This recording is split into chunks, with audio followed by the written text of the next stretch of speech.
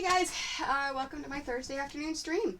Today is going to be the glow-in-the-dark Ghostbusters quilt. I haven't made one of these for a few years, although I'm super excited about it because I do love making this quilt. The technique I'm going to be using is a regular raw-edged applique, using the fusible applique paper, some fabrics, and of course thread in my machine. The glow-in-the-dark aspect is actually this fabric right here, and I'll show you a little bit up close over here. It looks like it's white fabric, but it has a kind of greenish cast to it almost. If you take a look at it, that's the glow-in-the-dark aspect of it. This is Michael Miller.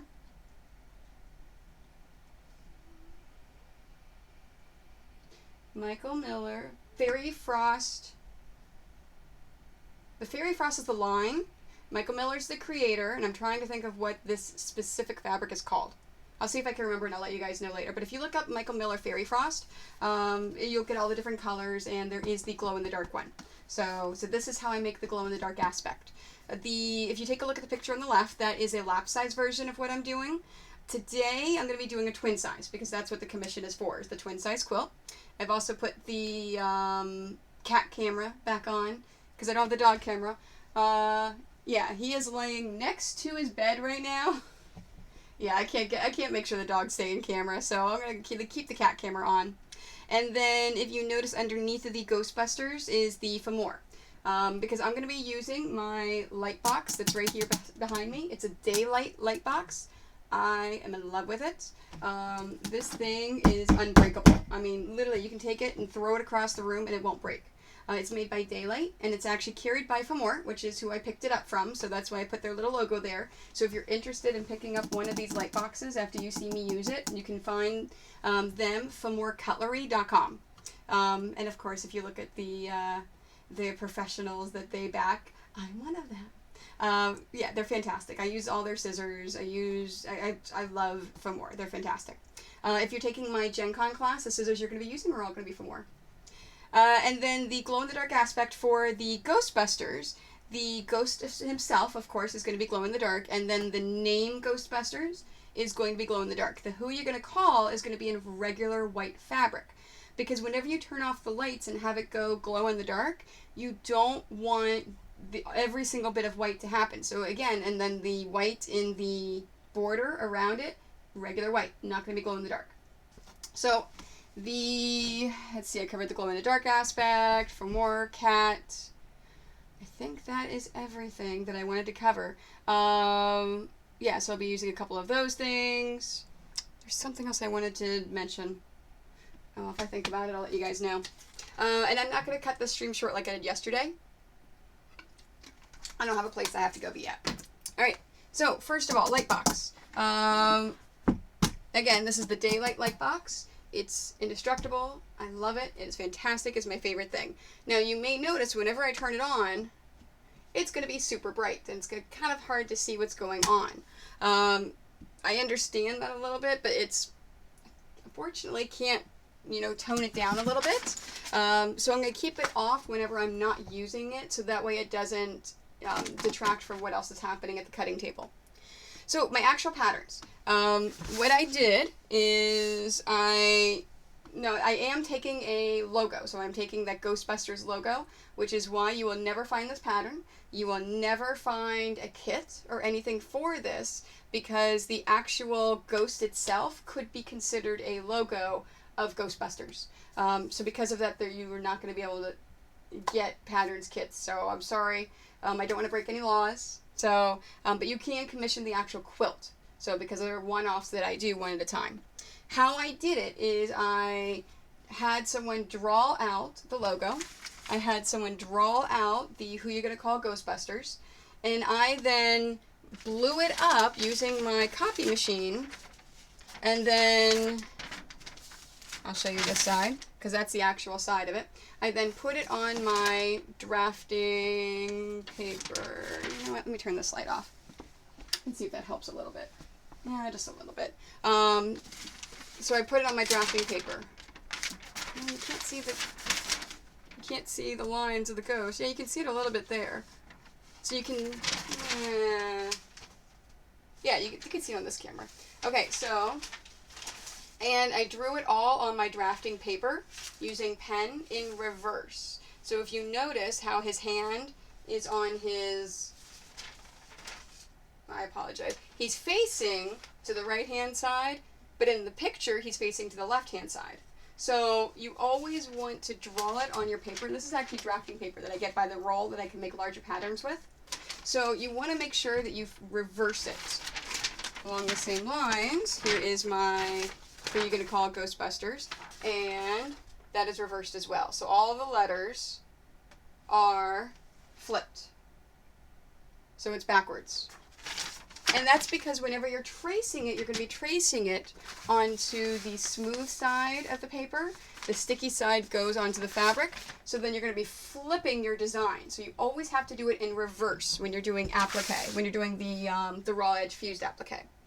So I've got my things all drawn out. The applique paper I'm going to use today is the Heat and Bond Soft Stretch Ultra Hold.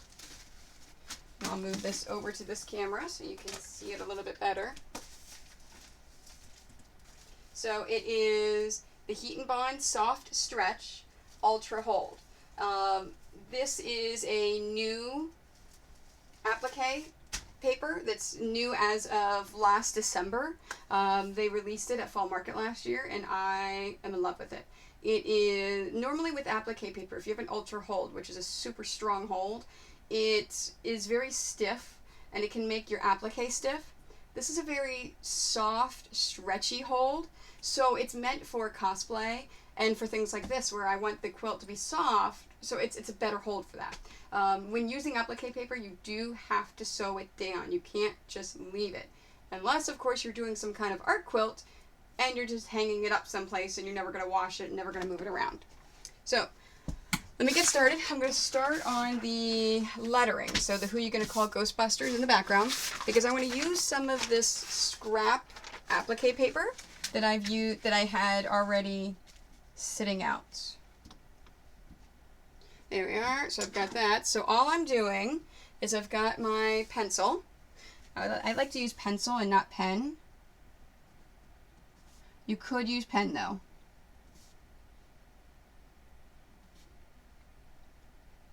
So all I'm doing is tracing the letters. Now it does not make a difference if you leave any spaces between your lettering.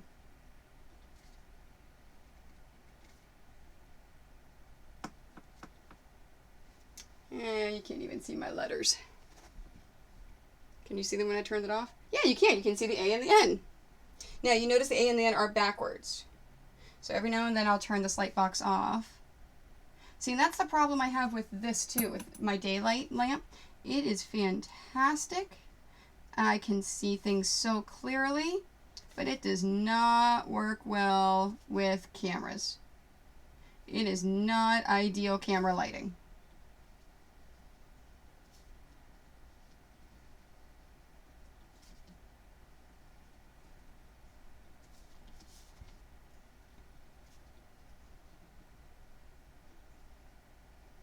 And one of the reasons why I like this light box over other more traditional light boxes is it is not only is it flat and smooth, but it is super bright. Some other light boxes may not be as bright, and they're definitely bulkier. So the last light box I had before this, it was actually like that thick. It was really super thick.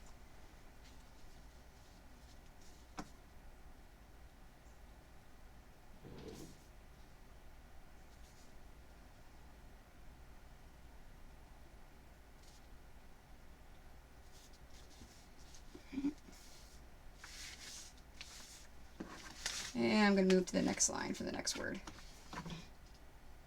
I want to try to maximize this applique paper as much as I can.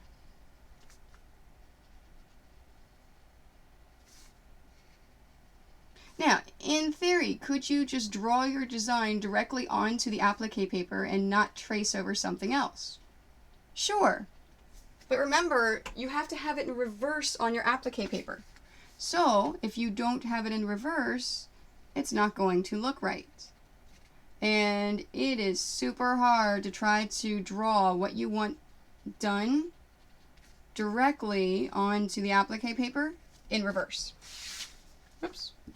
That's the only thing I do not like about this light box, is the power button is right here. So it's easy for me to just kind of rub it by accident, and that's what happened with my elbow. I accidentally turned it off. But you know what? There's so many good things with this light box. I do not mind overlooking that.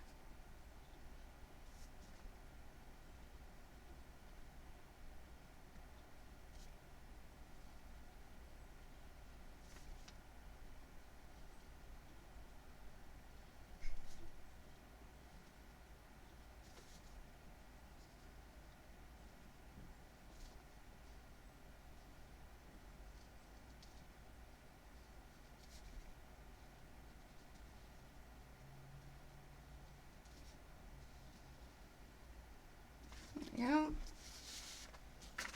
I should have enough room on the end for this. Fantastic, I do.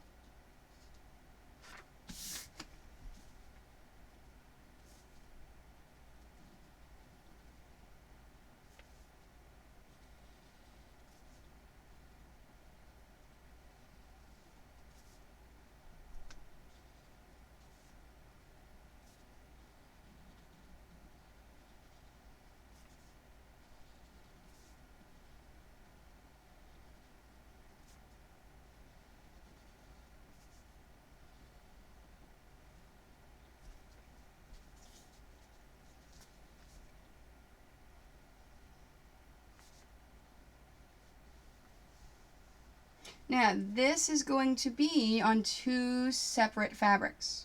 So the Who You Gonna Call is going to be on the regular white fabric. Ghostbusters is going to be on the glow-in-the-dark fabric. Does not mean I can't put it on the same applique sheet. I'll just cut it and separate it before I iron it onto the fabric.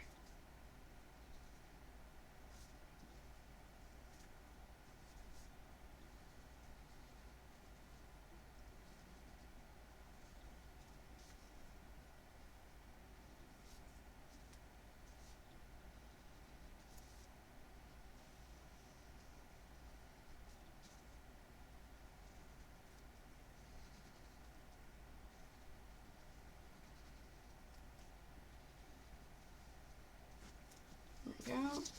Now for the last bit for the busters.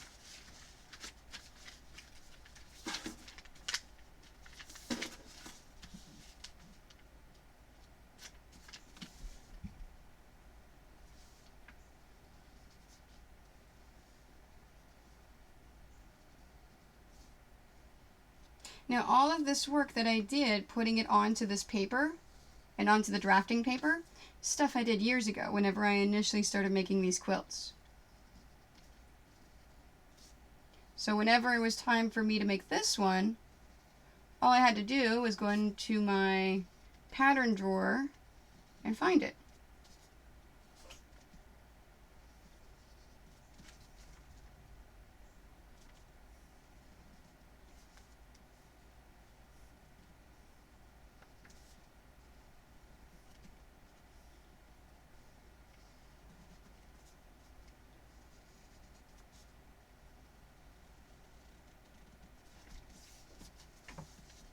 Oops. And I did it again. And let me do the T, and then I'll go down to the next line for the S.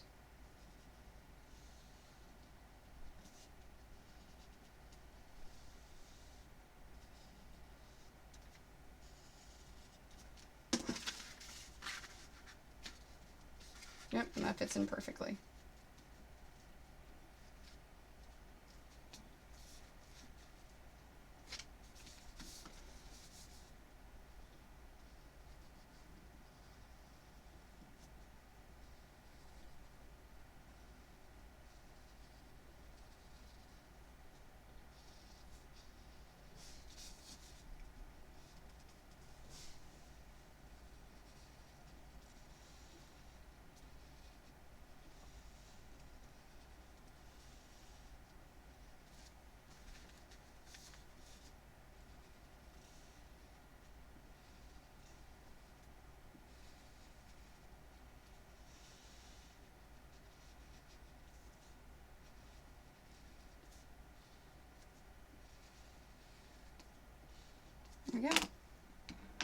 And there's my lettering. Let me show you in that camera. So that's all I've done is traced all of my letters backwards. All right, let me get my paper scissors.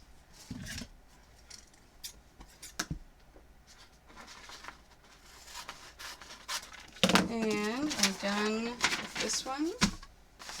I'm done with all these scraps. I do save every single one of my scraps that I have, because I don't like using the big paper if I don't need to. Alright, so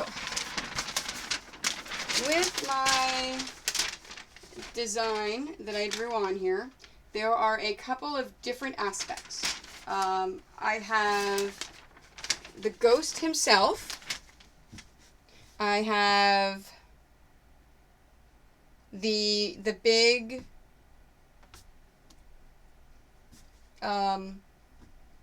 no sign, and then I have the black areas of his eyes, his mouth, and his chin, and his nose. So I have to do a little bit of each. You know what, I can do the black with a Kona. Yeah, let me use this black. Okay. I was thinking the black I don't want to use. For the black for the background, I'm actually using a marble black from Moda. But for his eyes, his nose, his mouth, his chin, I'm thinking I'm going to go a solid black. Maybe a Kona. Yep. Okay, so the reason why I blew him up as big as I did, I cannot make this guy go any bigger because here is my applique paper. If I want to make that stop sign all in one piece, right there it goes almost edge to edge of my paper. So I cannot make this any bigger, or else I'd have to separate that red into a couple of different pieces. And I don't like doing that. I like having one continuous piece. So first, let me flip this because I have it on the wrong side. Oops.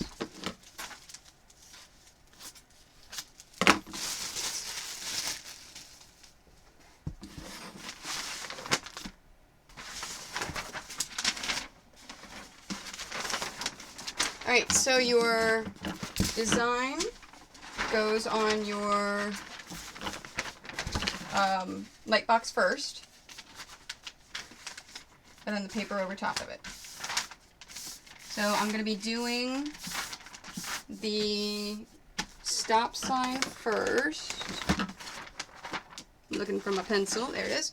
Oh, you know what? Let me sharpen this a little bit more. So you put your design down on your light box.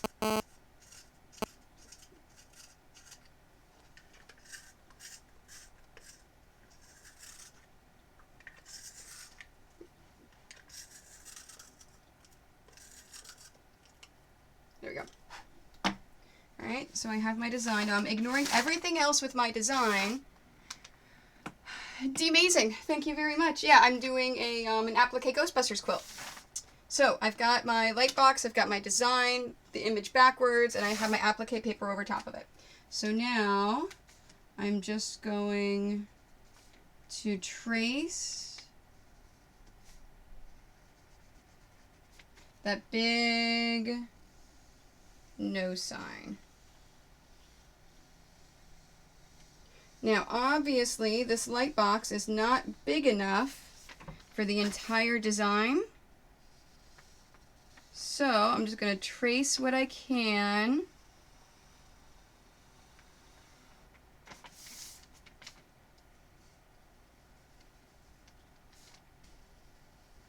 And then I'll move it.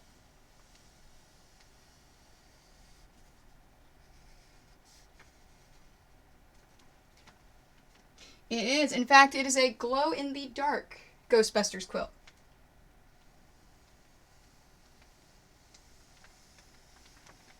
So the logo and the name Ghostbusters, so you can see on the left-hand side an image of one I made before. So the ghost itself and the Ghostbusters will glow in the dark. Okay, so now I have done what I can, so I'm going to actually take this whole thing and try not to shift it and move it down. Now, if I did shift my applique paper over top of my design, I would just have to smooth it back into place and line it up again. It's not a big deal. Now, if you do not have a light box and you cannot afford one, the poor man's light box is your window. So what you do is you tape your design. Oops, I shifted this by accident. You tape your design to your window, put your applique paper over top of it, and trace it.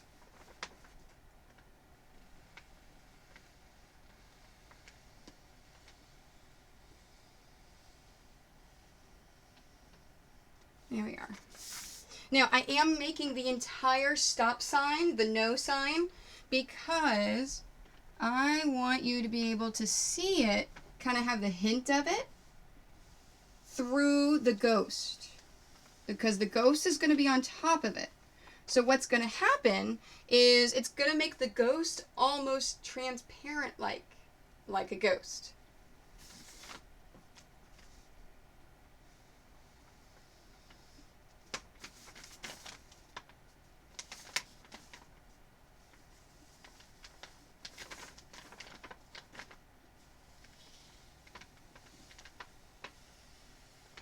There we are. Alright, let me turn that off so you can see it.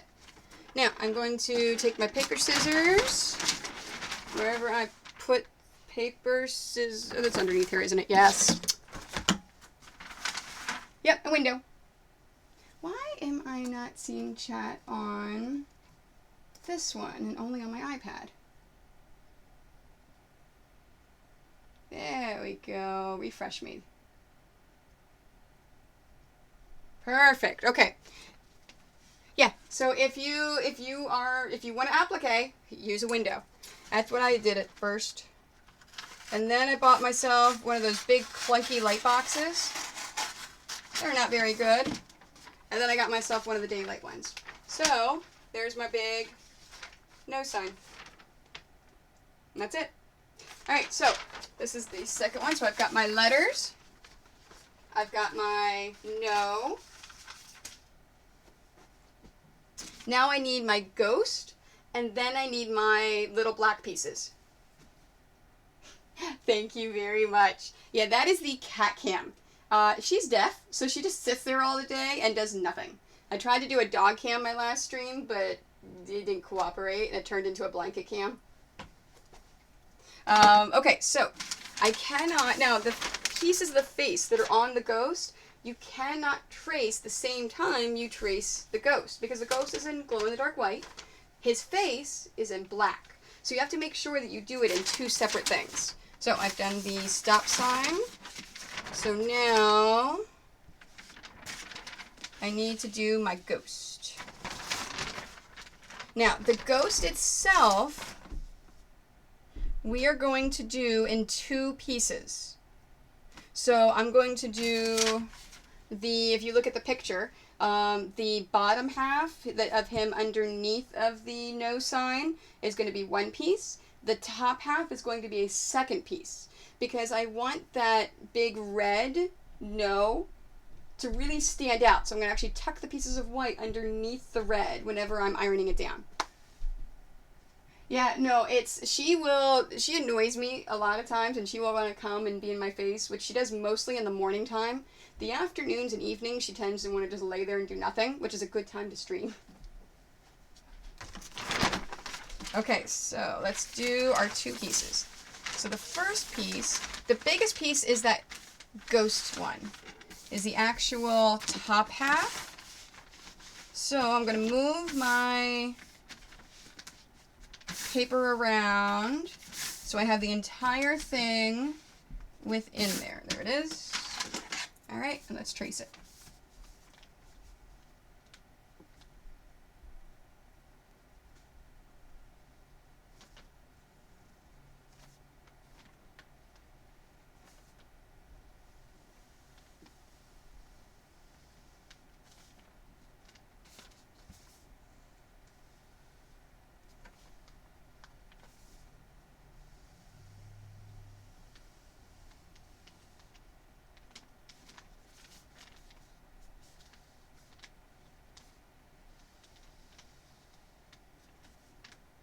Oops.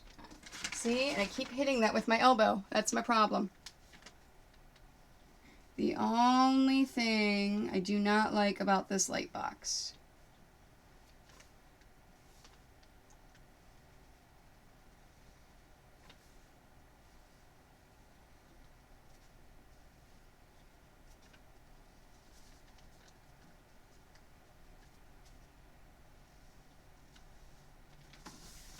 Oops, nope, I don't want that. Let me cross all that off.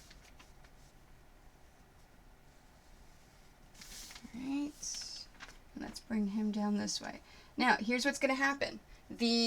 I'm now at the point where I have the big no sign, so I'm actually going to take the ghost, extend it down, and actually do wavy lines. And that's going to tell me that those wavy lines are hidden underneath of the red. Okay, so I've got that part of it. Now let's move my design around so I can put the second half underneath and save some applique paper. There we go. Oh, I need to sharpen my pencil.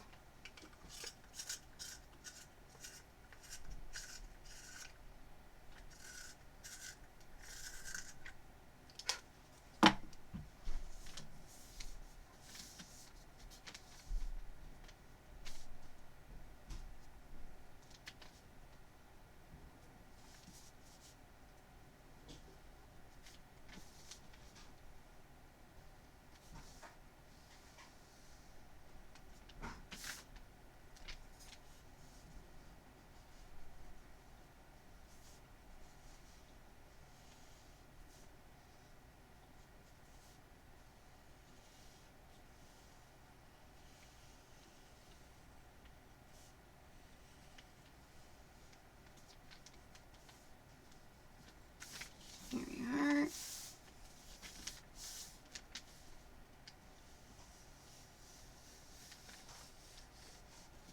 Now making sure it is far enough down to have plenty to tuck under this red.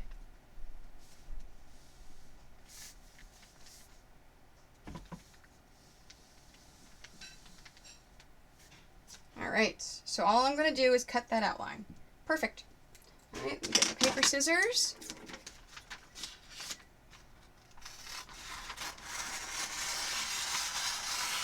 And I'm done except for the black. Oh, let me get my scraps. I can use my scraps. Alright, so there is the top and the bottom. Now, a lot of the bottom is going to be tucked underneath of that big no sign. Alright, so let me grab some of those scraps again. Because now I need the facial features.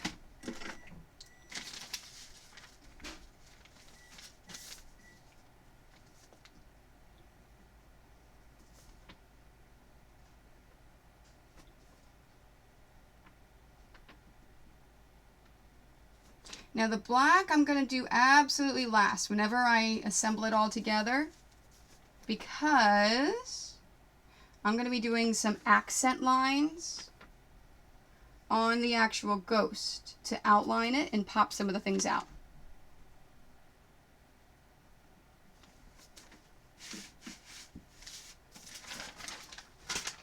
And there's my face. Whoops, that way. Now, it is a lot closer together than it is on the design because it doesn't matter. I'm going to be cutting it out. Oh no, this is what I do for a living. I am a pixel quilter. I'm a video game comic book quilter. I actually travel around to video game conventions and comic book conventions, sell my quilts, and I have my own line of quilt patterns that I target new sewers and cosplayers, although experienced quilters like them too. Okay, so I'm done with my applique paper. So I'm going to put that away.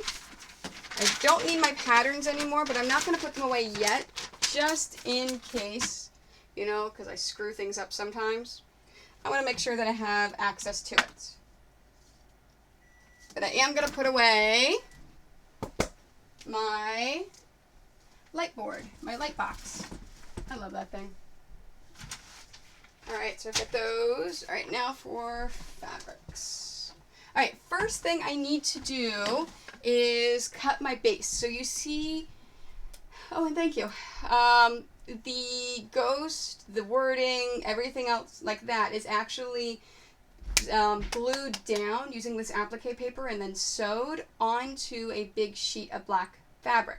So I need to get that black fabric first. The borders come last after all the applique is done. So I'm going to be using the marble from Moda. I absolutely love this fabric. And my measurements I did ahead of time. Oh, there it is. So I figured out my finished quilt. I want it 48 inches by 76 inches because it's going to be a twin size quilt. That first border of the red is going to be 2.5-inch strips. The second border of the white is going to be 5-inch strips. The third border of black is going to be 2.5-inch strips. So that gives me 20 inches total. So 10 inches on the top, 10 on the bottom, 10 on the left, 10 on the right for borders. So I take 48 by 76, subtract out 20 of each. That gives me 28 by 56 that this black needs to be. So 28 by 56. Now it's only 42 inches wide. So I actually need to cut a piece 56 inches long and then iron it and recut it to 28 inches.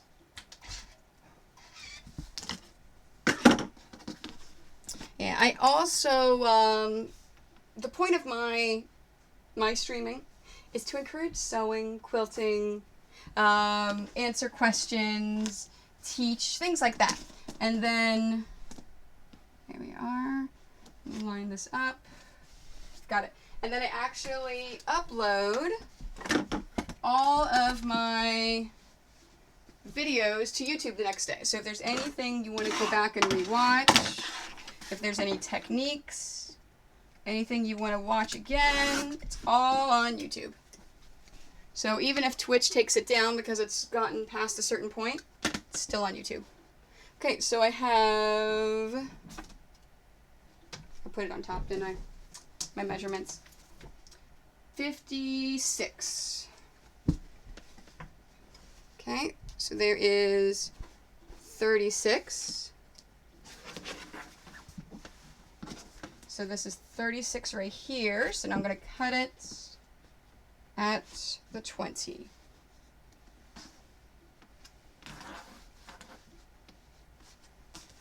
Just make sure this is all nice and even. There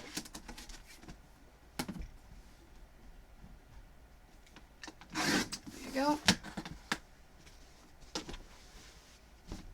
Oh, D-Mazing, thank you very much for the follow. I appreciate it. All right, so I've got this.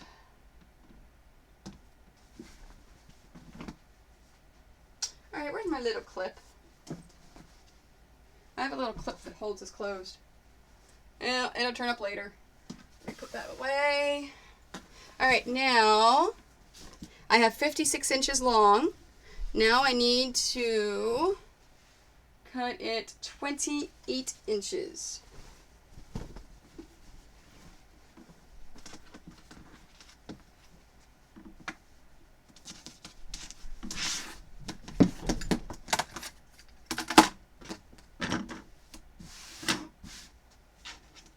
Sure this is all lined up.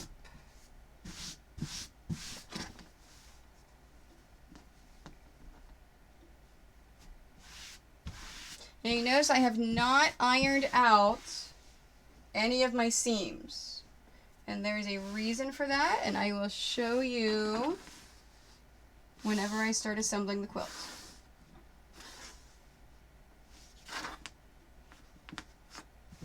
There we are. Okay, so I need this 28 inches, so I'm actually going to cut it at the 14. Oh, and let me get my longer straight edge.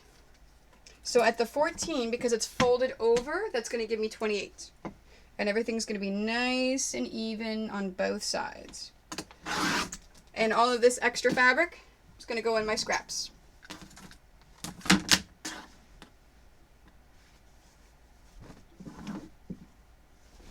All right, and we have my base for my quilt. Okay, let's fold this in half.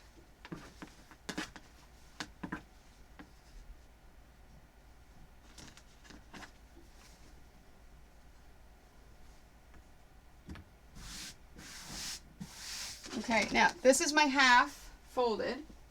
I'm just going to shift this over here. I'm going to shift these over here.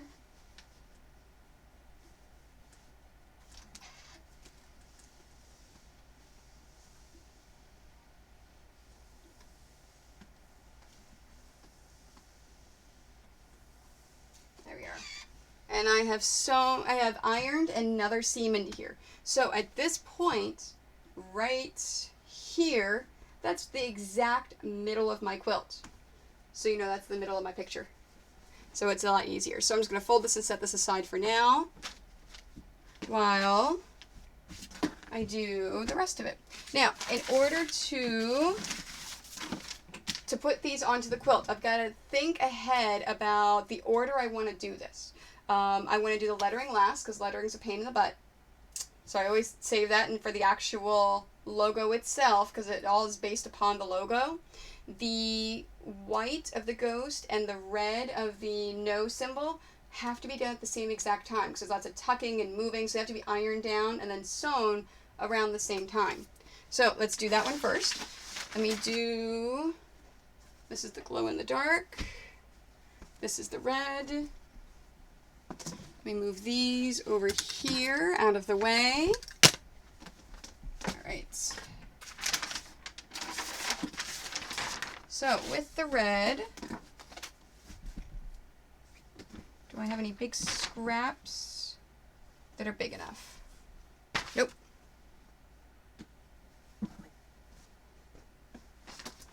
All right, so this no symbol. Oh, hi, Cornish Miss Saucy. How are you? You like the kitty cam again? Yeah, I couldn't get the dog cam to work again. So I went back to kitty cam. Okay, so my big no symbol is about 15 inches. So I want to cut this. It looks like I cut this 17 1/4. So let's actually cut this fabric 17 1/2 because I want to give myself some extra space.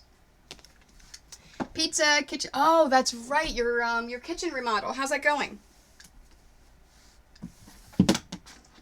Are you happy with the progress? And hopefully they haven't made too much of a mess.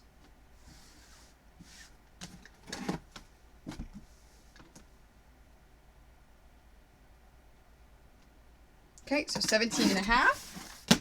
Okay, and then I'm going to iron this out.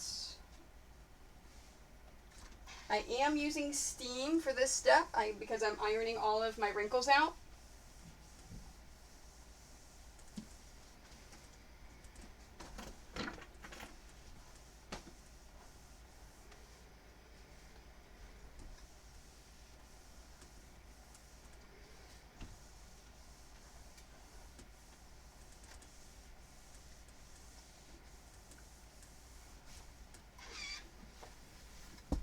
Okay, and I'm done with the red because that's the only red that I need for that entire quilt.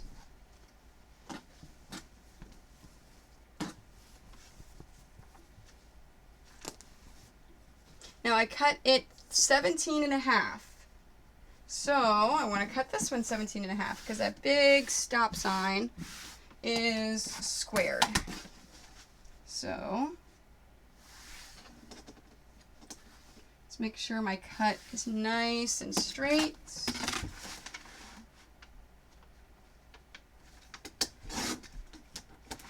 Okay, and 17 1/2. Now, you don't have to cut your selvage off when you're doing applique. Habit for me.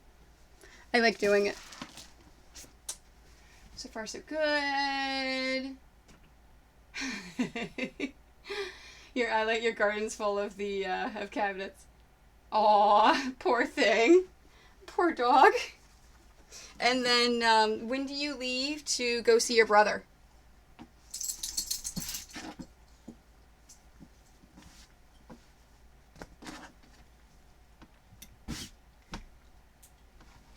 Oh, it's glow in the dark, Doug.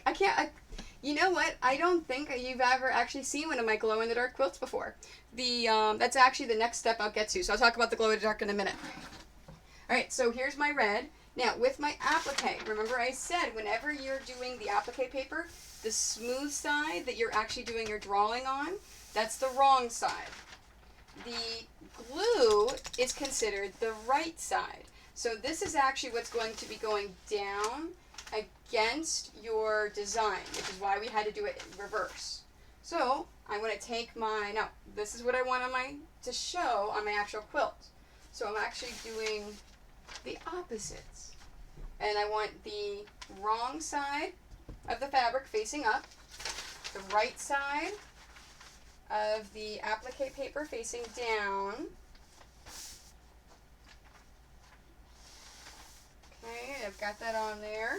And turn the steam off on your iron.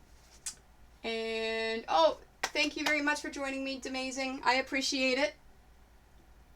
Traveling Wednesday, training 10 minutes after I finish work for the day.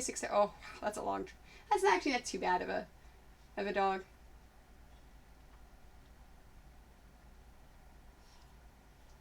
Oh, that's actually amazing. That's not Doug. That's someone new that came in that says that they're going to go make lunch. All right, so no steam. And I'm starting at one corner. And I'm just slowly ironing it down. I'm making sure there's no bubbles. If there are, I'm spending some extra little time in that area. And you can actually see the applique paper get a little darker whenever you know it's got a good seal on there. So just like you do what are those things called? The vinyl. I know, right? So many DMs.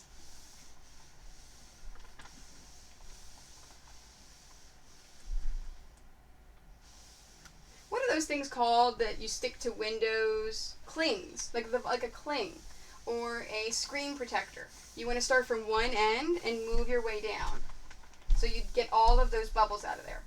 Okay, so I've got the top half, so I'm going to shift this down, and work still from the top.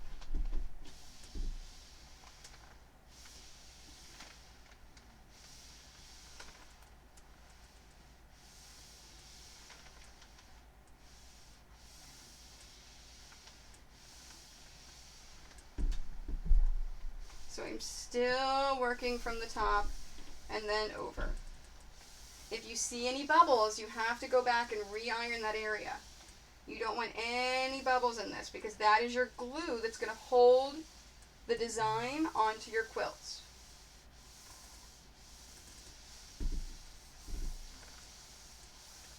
Oh, and I just realized I had another follow last night that I did not say thank you.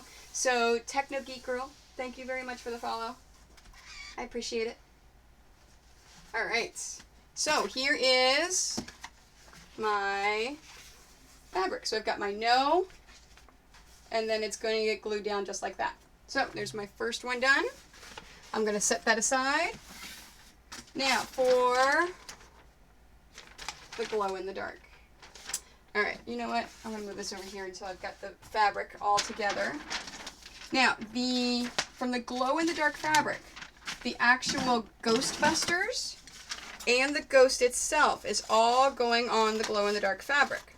So I am going to go ahead and cut out the letters that are using the glow-in-the-dark fabric. You know, Doug, I actually don't charge a lot of money for these quilts. About the same as my pieced quilts. The materials cost a lot more because of all the extra stuff that I'm doing with the applique. And honestly, I think applique is a pain in the butt to do. But it's actually easier to make. Because all I'm doing is I'm drawing it out, putting it on fabric, cutting it out, gluing it down, sewing it. And that's it. So that's another reason I've got all of those borders on there. Alright, so this, and this is all the glow-in-the-dark fabric. Now, here's the trick with the glow-in-the-dark fabric. It is only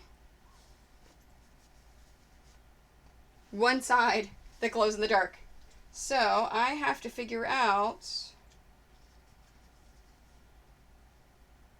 Yep, that's glow in the dark. What is glow in the dark and what is not? So these are all of my scraps from before. I'm going to actually see if I can use any of these scraps for those letters. So it's really important you do the right side and the wrong side. Okay, so here's a trick, and you're not going to be able to see this on the camera. It's not going to show up, but it's a super cool trick. If you're not sure if you're using the Michael Miller Fairy Frost, hi Alfred, you're very cute.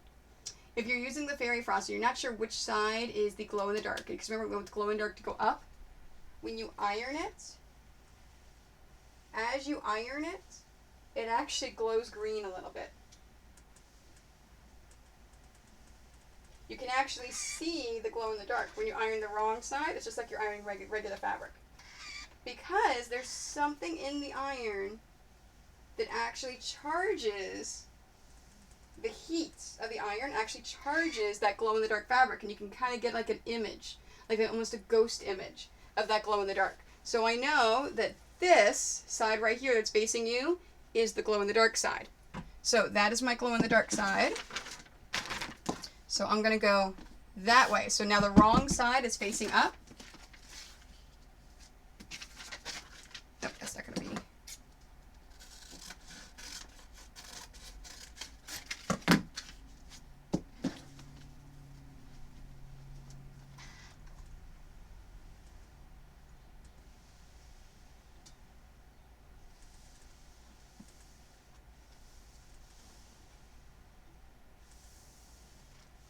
And it's a lot easier to iron this part on because there's not a lot to it. All right, so there's that. And I need to, oh, perfect, look at that. All right, now I'm cheating on this one. I know that this side is the glow in the dark because if you look at the salvage, I can see the lettering. So that tells me that this is the right side of the fabric. So we're ironing it to the wrong side of the fabric.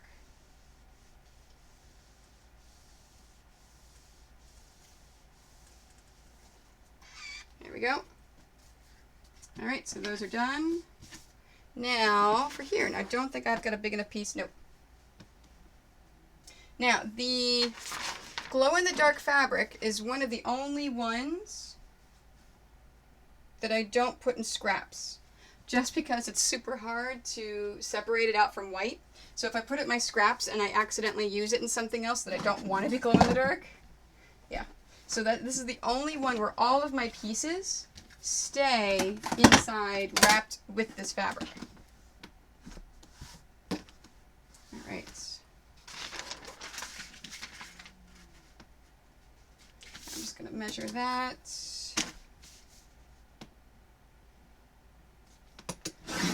There we are. Put all pieces in so I don't lose them.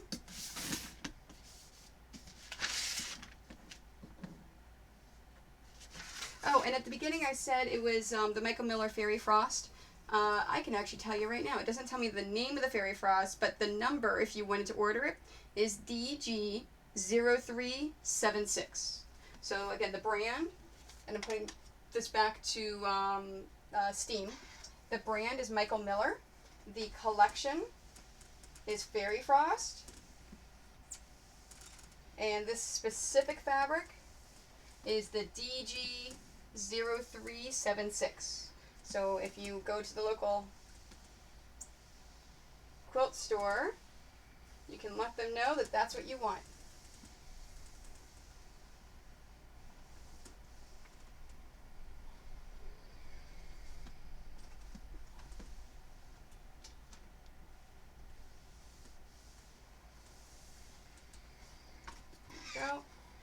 Alright, so I know that this facing you is the right side of the fabric because I can see the lettering on the selvage. So I'm going to flip this the other way so I now have the wrong side facing up.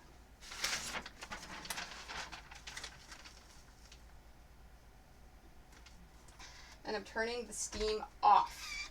You do not want steam whenever you're using applique paper because it could actually get in there and bubble and it won't stick as nicely.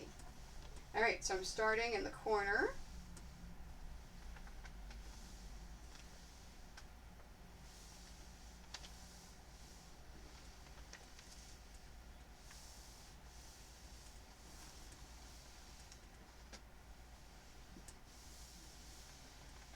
Now you may or may not have noticed, I haven't mentioned it yet, I have my regular sewing machine set up and not my piecing machine because whenever I am doing applique, this machine has all sorts of fantastic applique stitches that the other machines do not.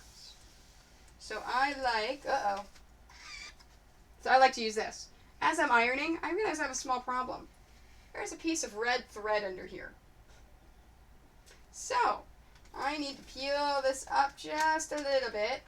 Luckily it hasn't set yet. Let's get that little piece of red thread out of there and put it back down again. If I would have left that in there, it would have shown through and you would have seen it in the quilt underneath my white fabric.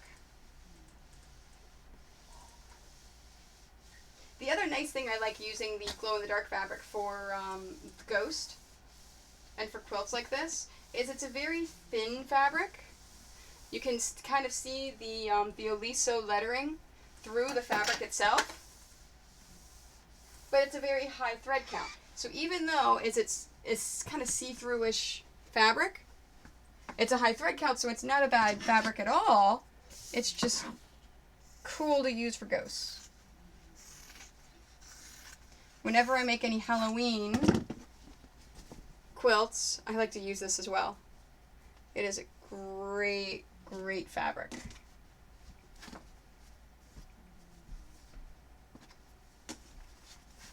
There we go.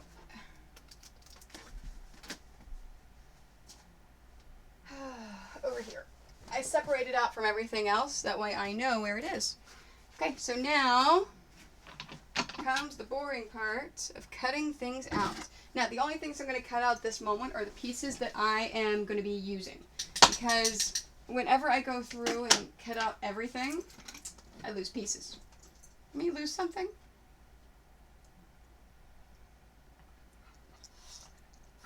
Oh, that makes me happy. Your pizza's good. Oh, hi. Do you want to come up here? All right, come here. You gonna make an appearance again today? Oh, thank you for the kisses. I know. You didn't want love from me the entire day, but the moment that I start sewing and streaming, now all of a sudden you want lots of love. Yeah. I know. I love you. Hi, Marley. I love you too. Are you a good boy? You are. It makes me happy you're down here. I know, you're such a... Oh, really? I know you're such a good boy. If either one of you sat still, I could have a good puppy cam. Yeah, look at the kitty cat. She just kind of lays there. She lays and rolls over. It's a good kitty cat cam. I know. All right, I could get back to work. Thank you. Okay, go play. Go play with each other. All right, where's my roller?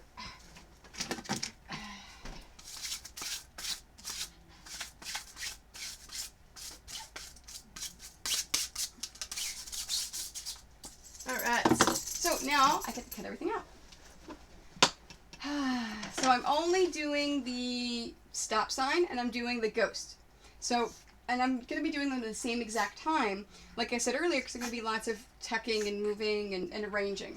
So, let me cut all this out. Now, I am using my nice, good Femore scissors because this is still fabric, even though it's paper. So I actually have two pairs of scissors. One I only use for applique, and one I use for everything else with fabric, because this is still a little bit of paper with the fabric, so it will dull your scissors a little bit.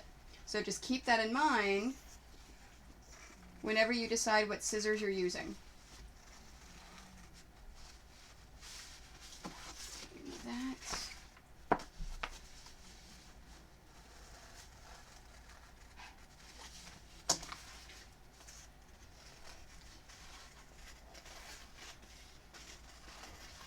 Now this down here, I don't have to follow my lines at all because those wavy lines down here were only to tell me that that stuff is being tucked underneath. So as long as I continue to cut it in a wavy motion, I don't care if I follow those lines. You're not going to see it. It's going to go underneath that red stop sign.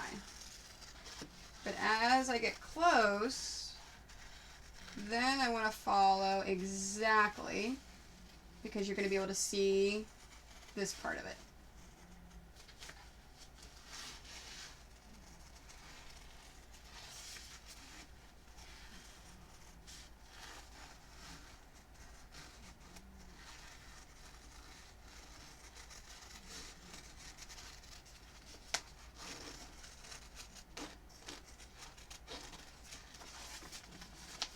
Welcome back to Amazing.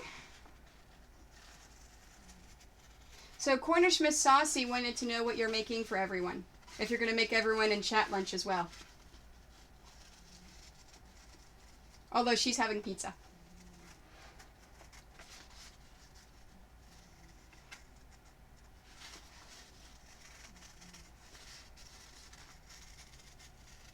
And all I'm doing at this point now is I'm cutting out the pictures that I'm actually going to be ironing down onto my quilt and then sewing down. So I'm only cutting the pieces that I'm using at this moment.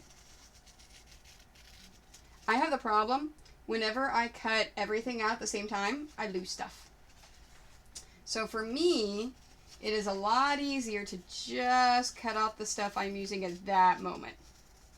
And it sucks when you lose pieces. Oh, cup of noodles with toppy. You know what? I agree. Pizza's better than cup of noodles. Cornish Miss Saucy, were you watching when I did the stained glass Zelda quilt?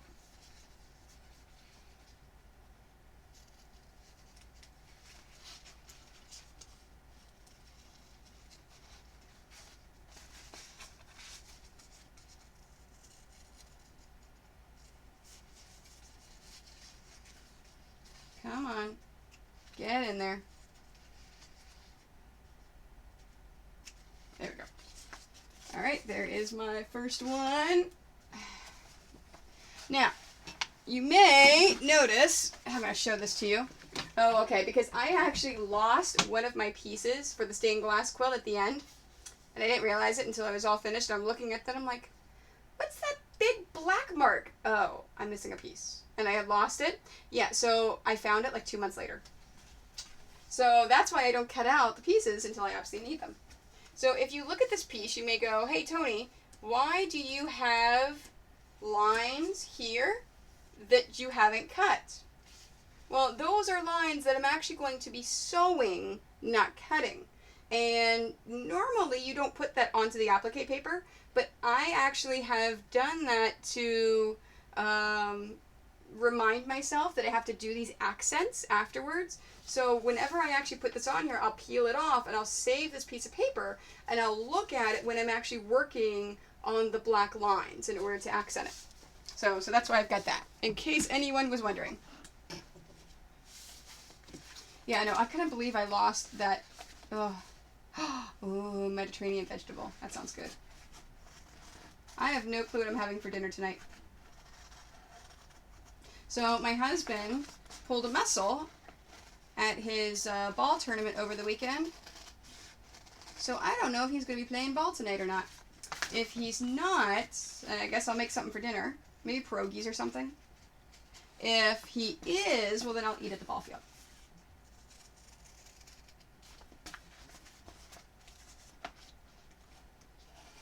Yeah, that sounds really good. I love Mediterranean pizzas.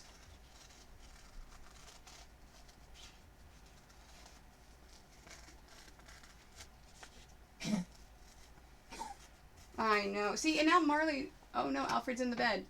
Alfred, are you licking your foot?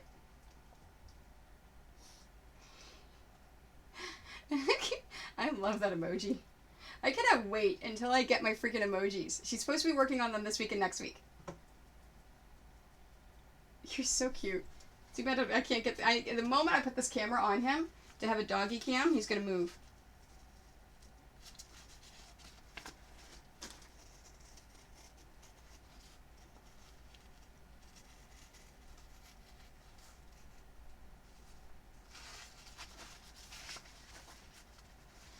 See, I like vegetables too in on certain things. Like, I love veggie pizzas. And I love black olives and cheese with wine.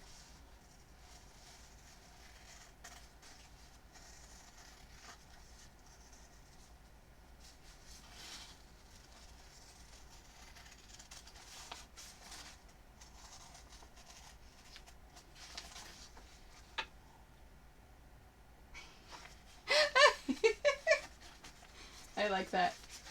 I like that a lot. The foot cam. Hey, we could call it the pedal cam because you could see my foot on the pedal for the sewing machine.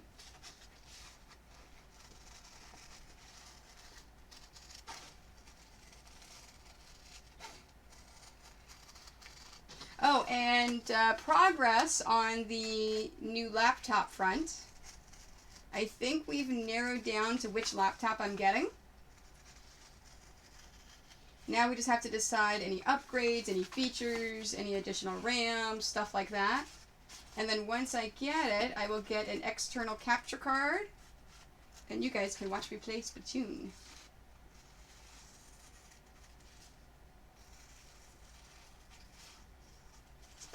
They had Rainmaker is my absolute favorite. Love, love, love, love Rainmaker. It's actually going on. Oh, it actually just finished. Have some special peach? Yeah. So I've got, you'd have to have the cam facing your feet to get the dog. Oh. Yeah, the foot cam? Yeah. No, I did. Yeah. Yeah, I know where you're going with that one. So, the Rainmaker is my absolute favorite PvP in that game. And it was from 12 o'clock to 2 o'clock today. So I actually played from 12 to 12:45, and I was like, oh, okay, I gotta stop. I gotta go stream. Now, I'm not going to take away any sewing streams at all. I'll keep doing all the sewing streams I was going to do on a regular basis. But I'll just have additional streams for Splatoon. So in Rainmaker, I'm a solid B+, A-. I keep going back and forth between them. And then Tower, I'm B- to B so far. I haven't played a lot of it. I do mostly Rainmaker. The Splat Zones, I suck. I suck at Splat Zones. I haven't gotten past the C-. I don't like Splat Zones. I don't know what it is. Because I have problems with guns in first or third person. I have issues aiming guns. I don't know what it is. I don't know if it's my depth perception, because I have lots of depth perception issues. So I don't know if it's that, or if it's just I suck at using guns. So I use the roller. I use the paint roller. And so I've developed all sorts of really cool techniques with it. Too bad it's not as overpowered as in the first one. But because of, I don't know, Splat Zones suck. I'm so not good with them. But people have been asking to watch me play, so I've been wanting, because I do lots of traveling, for conventions. So I've been wanting to stream gaming and through my computer and maybe do a booth setup so you can actually check in with us at conventions kind of thing, especially at video game conventions like MagFest. So amazing. Or Too Many Games or stuff like that. So, or even New York Comic Con. That'd be fun with. But I can't do that unless I've got a good, powerful laptop that can handle OBS and streaming and everything else. So that's why I'm doing some research. So I'll probably pick up a new laptop in the next 3 to 4 weeks, and then I've got to get it all set up, and I've got to figure out my capture card. So at least a month away before I would stream any gaming. And I can't stream Gen Con because I'm not going to have it before then. Okay, so at this point, with your Applique. I've cut out my circle. I now have to cut out those interior items. So this is the easiest way to cut out the interior items. What you want to do, fold it in half. Don't press down because you don't want to make a seam. But take your scissors and cut some holes. And now I have holes that I can actually start cutting and cut that area out.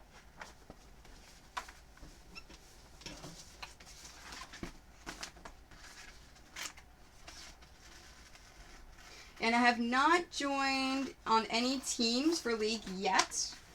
I haven't figured out that voice chat thing that they just started a few days ago. I've made friends with a few people that I keep ending up playing with. And I have a couple of my in real life friends that have picked up the game. But they're not high enough level yet to play the League stuff. So by the time I start streaming, I'm sure that I'll have a team together for League. Is it really bad that I have ice? So you have pizza, and then now you have ice cream. Oh, that's funny. You know what? I don't judge. I don't judge anyone for anything. If it doesn't hurt me, whatever. Although, you're really bad at giving me cravings, you know that? You're really bad at saying you have something and then I want it. You and Amber. The two of you.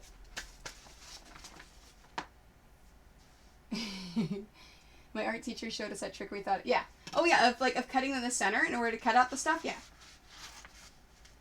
Oh, just wait until I show you the trick for getting off applique paper. Especially with those letterings. Yeah. So if you actually have fabric that you're doing something with, sometimes actually peeling off the applique paper is a pain in the rear. Oh, while I'm cutting, oh wait, no, I'm almost done with this. Okay, I'll tell you story time when I start cutting out the letters. I just realized I've never told the story of the first applique quilt that I made.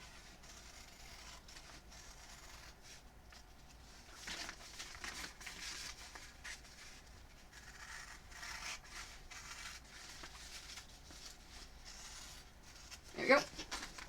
Mint chocolate chip. See, I'm okay with that because I'm not a big mint chocolate chip person. I'm more of a peanut butter cup or cookie dough person.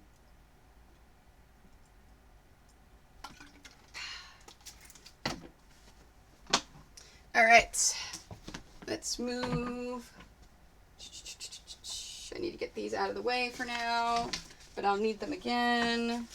Let's scooch these all over.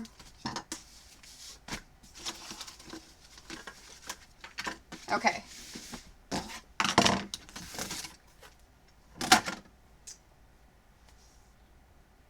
Not yet, Doug. I'm going to tell a story in a bit. Not quite yet, though. I adore peanut butter cup ice cream is just freaking amazing. There's just something about it that I love, love, love, love. Oh, see, and my grocery store tends to be out of it all the time too, and it's really annoying. Okay, so we have our nice big panel for our twin size quilt that we're going to be ironing all this stuff onto. And I ironed myself some nice seams. See, you know what? I like vanilla. If I can put like a little chocolate sauce and then stick some peanut butter on there and then mix it all up and make my own chocolate peanut butter ice cream. Okay, so this right here is the exact center because I have a seam here and I have a seam here. So that is my center. So that is where I want to start playing with my quilt. Now, first step, I want to actually take off my paper. No, I don't think anyone knows this story. It's a very embarrassing story for me. I don't think I've ever told this story to anyone. I think the only one that knows what I did is my mother. Because she was there. Okay, so peeling off the applique paper from the back of the fabric, there's two ways you can do it. You can either kind of bend it over, kind of separate it. Yeah, that's not working. Or, here's the cool trick. Take a pair of small scissors, score someplace in the paper, Do not push all the way through to where you're going to put a hole into the fabric. Just score the paper and then peel the paper off. There we go. So I've now got one started here, so I can now just pick this up and this whole thing comes loose. Now remember I said that I want to save this piece of paper for all of the accents. Well, that doesn't make a difference because I scored it and tore it where there's no accents. So I'm going to take this, put this over here. Yeah. Oh, I like the Bob Ross. Fantastic. Yeah, no, I know you guys like embarrassing stories because when I tell them, you really like them. Oh, that reminds me. I can't tell you what happened at Con Bravo. It was the most amazing thing ever. I can't tell you details of who and here. I found out that someone I know went on a date with someone else that I know. I didn't know they went on a date. They both didn't know that the other person knew me, and they were both at the convention, and the date was disastrous. So it was so awkward and weird, and I was laughing hysterically the entire time at the convention. So we all went out to dinner that night, and so I had to tell embarrassing stories. So I may tell you one or two of those stories too, if we have time. Alright, so same thing here. Now I don't have to save this paper at all, so I am just going to rip this and pull the whole thing off, throw it away. Because there's no accent lines in here. Okay, so here is the thing. Oh, nope, I have one more. No, I'm just gonna... You know, it's so much easier just to score it. Like, in one of the stories that I told at dinner last Saturday was my worst first date ever. Like, I think I won. Like, we all told embarrassing date stories. I think mine won.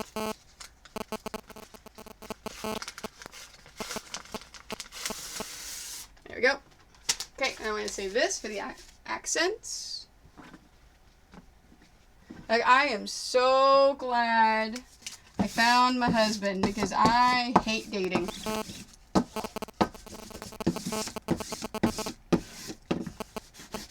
we go. Yeah, you know what? I'm going to open up a brand new one.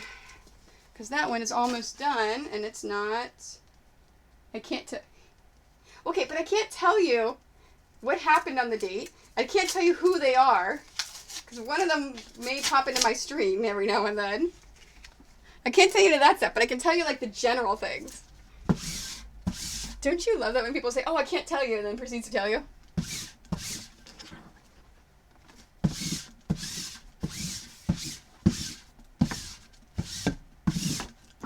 See, plus all my streams go to Facebook, so it's saved in perpetuity. There we go. Alright, so again, you always, if you're doing applique, you always want to make sure that you clean the surface before putting any applique down, because again, this is going to be permanently together, so whatever gets trapped in there is there forever. So make sure you clean off the area. No dirt, no dust, no hair. Oh, so Doug, can you tell us your first date story? Or is that a story at New York Comic Con over a beer? Or even at Renfest over beer? I'm taking Doug to the Maryland Renfest before New York Comic Con. I can't wait. I cannot wait. Oh, so it's amazing. Doug DeMenke is actually one of my booth minions. So I bring him out to conventions sometimes. And he helps me set up booths, break them down, and sell my stuff. Okay, so the first thing I want to do...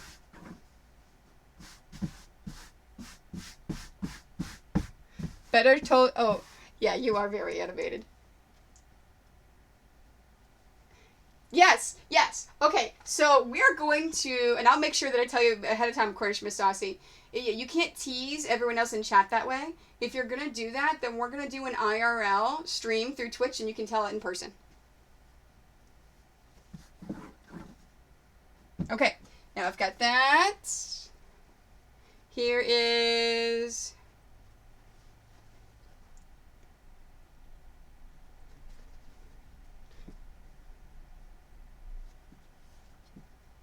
the bottom.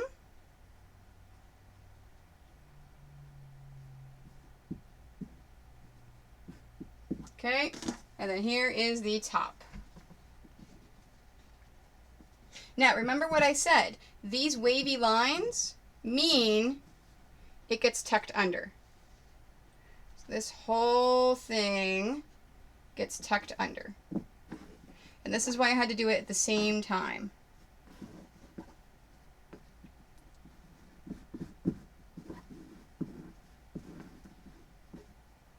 There we are.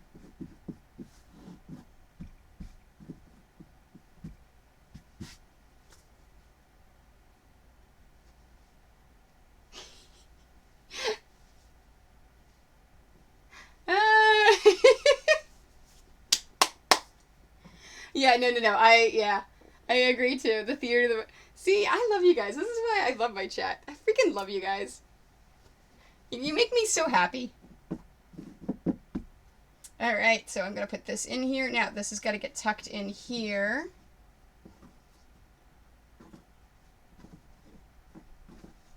Is it flat? It is flat.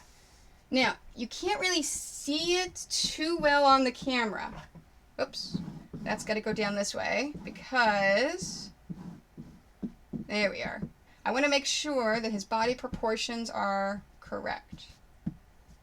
Okay, nice. How's that look?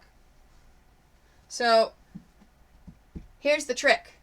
I need to pick this up and move it over here and iron it down without shifting anything. So, here's how you move something off your cutting table onto an ironing board. So I'm folding this over, and then now I'm taking this whole thing and just gently folding it this way, picking the whole thing up, moving it here. This is going to hang off just a touch. Fold it back again, fold it up, fold it down, and it's perfect. All right, so let me shift just a little more, just to make sure that I have this exactly where I want it.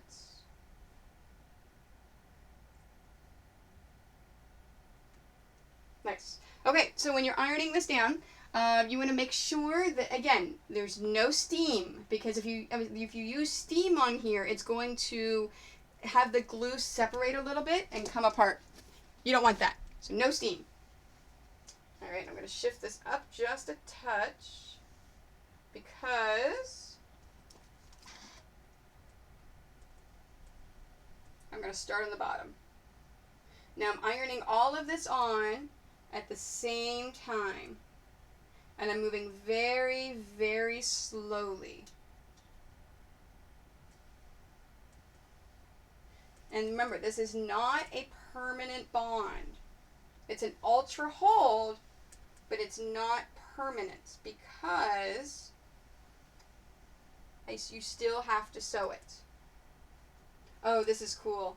So in the past, I actually, and again, I haven't made one of these in like 2 or 3 years. In the past, I would take this big no sign and have it separate pieces. But the more I thought about it, oh, I'll see you later, Demazing. The more I thought about it, it's like, you know what? I do want that big no sign in all one piece, and because you could see it a little bit behind the ghost, but this way you can see the whole thing behind the ghost, and it's kind of got an eerie effect. Oh, that's cool. You can even see it on the camera. So you can see that line right there. So it's almost like the ghost is see-through, which is really neat.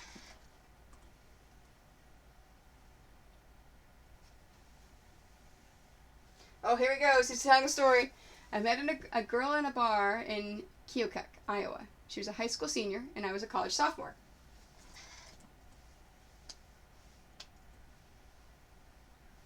I love embarrassing.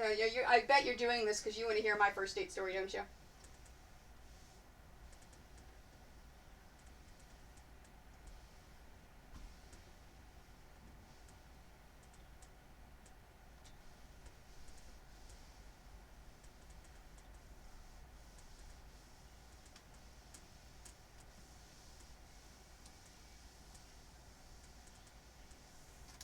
go. All right, this is all ironed on, so now it is time for sewing. Finally getting the sewing. Woohoo! Move those over. Ghostly, tell us more, Doug. All right, so I just realized I didn't get out my red thread. I'm gonna need that.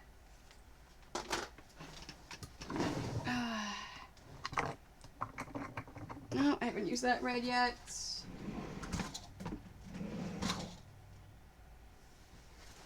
Red, red, red, red. That red. Is that the same red? Maybe? No.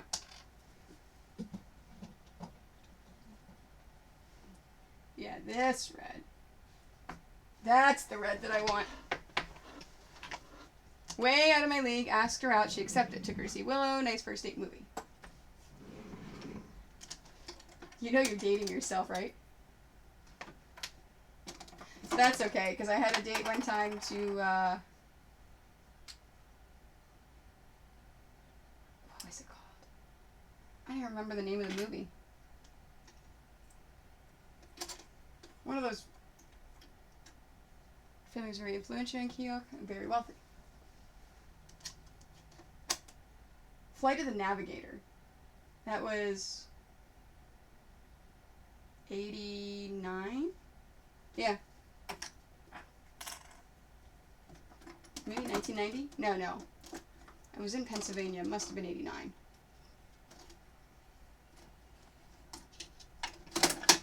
We went for pizza, dabbled with her brother and his girlfriend. You see, this all sounds good. All sounds good so far. So I'm putting on my quilting gloves because I want to make sure I've got a good grip on this as I'm quilting it. And I do have the same fabric in the bobbin as I do up top because I have the same thread in the bobbin as I do up top because I want to make sure if any of the fabric is seen in the stitch, if any of the thread is seen in the stitches, it's the same exact color. So I'm not worried about the balance of the threads. And I'm doing the red first because I'll be doing the white next. Oops. All right, I'm doing this stitch. This one right here is just a little bit of it.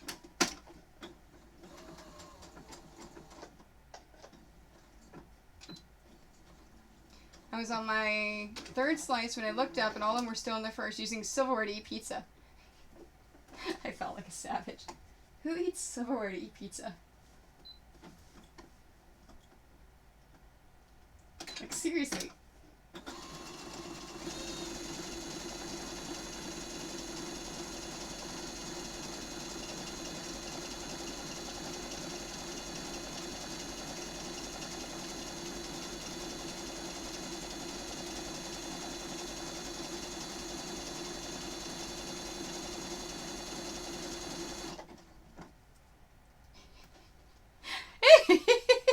I like how we both agree Cornish was saucy.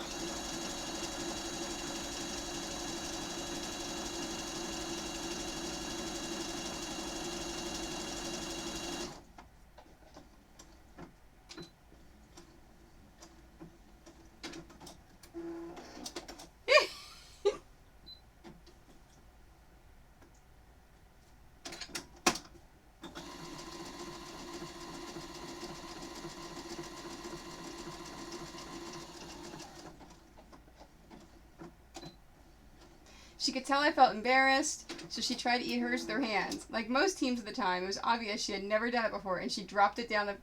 Oh, no.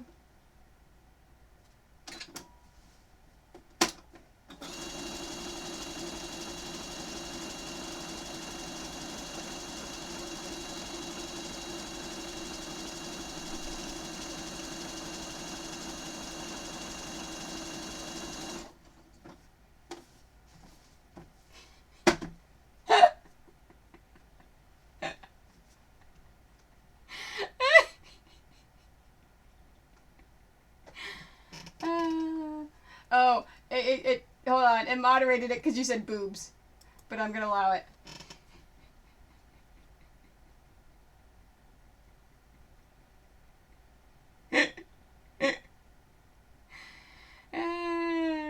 The rest of the night she had pizza boobs.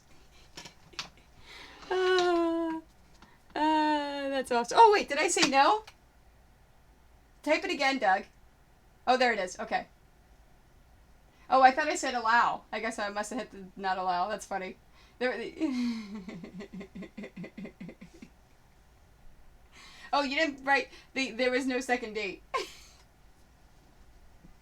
Oh, that's funny. That's awesome.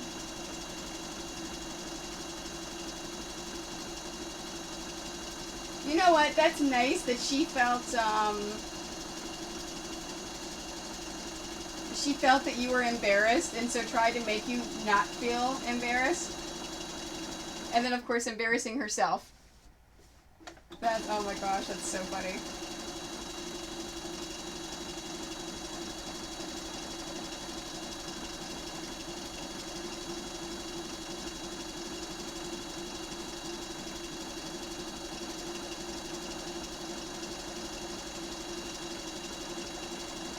Okay, so I guess this means it's my turn for a bad first date story. Since you told yours, I'll tell the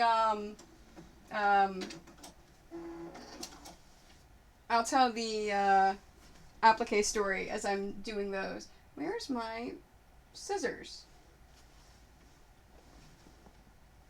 Did I put? Oh, they're back here because I was using them to score. Okay, so bad first date.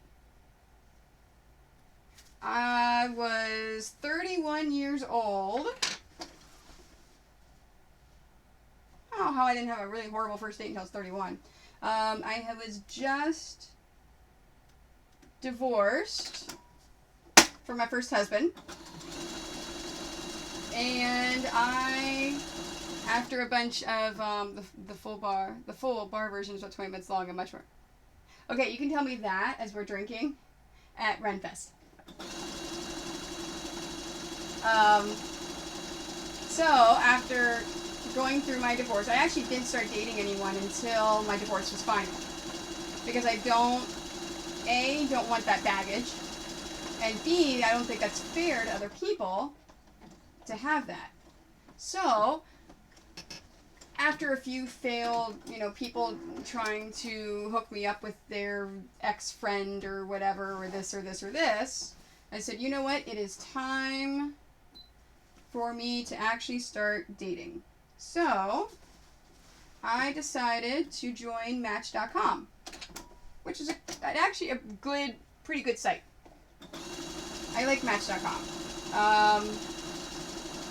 Some of the people on there, not looking to date, but looking for other things. So I had to kind of wade through a lot of it. I got this one message. This is not the story. I got this one message one time of this guy that said, hey you, with the U. It was all like it was a 10-year-old texting someone. And so I messaged back and I said something like, I don't remember exactly what I said, but I said something like, I'm sorry, I'm not looking for a teenager. I'm looking for a man. And with your grammar, I don't think that we could chat at all. Please don't message me again. So he messaged me back some long apology about how he blew something with an amazing person because he thought he was being smooth, and I'm like, whatever, dude. So I finally get this guy messaging me, and he seems really nice, and we have a lot in common. So I gave him my number, and we actually had a 5-hour phone call. Really nice. It was a really nice long phone call. It was really great. So I was really excited to go on a date with him. Shows up at my door. Obviously, the picture that he used was 10 years older and about 50 pounds lighter. And you know what? That was okay, because if you are not confident with your image, sometimes that doesn't portray to other people, and there are very, very shallow people sometimes on dating websites. So you know what, that stuff doesn't bother me. It's the person, it's not what they look like. So I let that go. I'm like, you know what, I'm not going to consider that lying. I'm going to consider that trying to put the best foot forward kind of thing. So I let that one go. So we decided to go to one of my favorite restaurants. We get in the car, we start driving. The whole way there, we're actually having decent conversations, actually picking up from where we left off on the phone. Now, I knew that he was estranged from his wife, that they were separated, and in the process of a divorce. Apparently, I had been a year and a half, so I'm like, you know what, it's not a big deal if he's not actually divorced. It may be taking a long time because he has a daughter, there's got to be issues, da-da-da-da-da. And then, you know, and he didn't, I mean, that's the only thing I really knew. I didn't know a lot, anything else about it. And I knew she was older than him. That's the other thing I knew. So, we're talking about other things. We get to the restaurant. Next thing I know, we're talking at the restaurant, and I'm not talking anymore. All of a sudden, he's taken over the entire conversation and talking about everything. Talking about his ex-wife. Never talks about a kid. Talks about the ex-wife. All the time. So at that point I start going, you know what, maybe he's not over her. Maybe that there's a reason they're not divorced yet.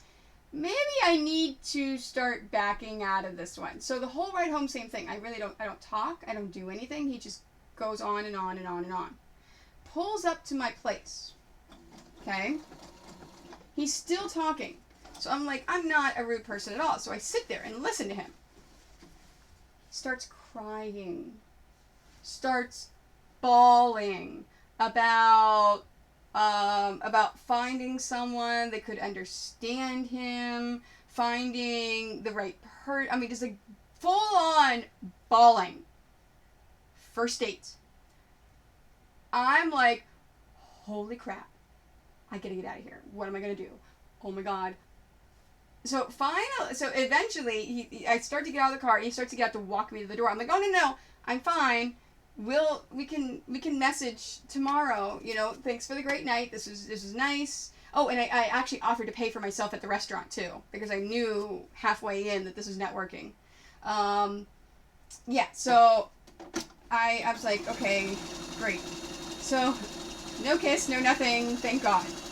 Got back to my apartment, and yeah, I know, ouch, oh my god. So got back to my apartment. I'm just like, I cannot believe what just happened. Yeah. So the next day, he messages me asking for a second date. And my response was very political, saying, you know, just the whole, actually, the more, I've been doing some thinking about our date last night. I really enjoyed talking to you. We had really great conversations, but I don't think that we are going to work out together. I don't think that you are the kind of person that I'm looking for to have in my life. Okay? Let him down easy. Next day. Sends me a message saying, my therapist says that you probably don't want to date me because you can't handle emotional men. His therapist. Yeah, really. At that point, I blocked him. I'm like, dude, thank goodness you did that on the first date and showed your colors, because, yeah, I don't do drama. I don't like drama. I try to have drama out of my life. No. So, yeah, no. Man, yeah. You and his therapist. I like that. So that is my worst first date story ever. Alright, so red is absolutely done. Let's get rid of this lovely red bobbin and rid of this lovely red thread. Hey, I'm making some great time. Now, here's the thing that always gets me on this quilt. I'm making some good time on this. When I get to that stupid who you gonna call lettering takes forever. It drives me crazy. I'm thinking, oh yeah, this is a great time. I'm gonna get through I'm gonna get through the whole quilt in one stream. This is great. And then I'm gonna start slowing down. Yeah, exactly. It's like, I am the kind of person where I laugh at trauma because it's just, that's not me. I don't want that in my life. I'm like, I'm sorry.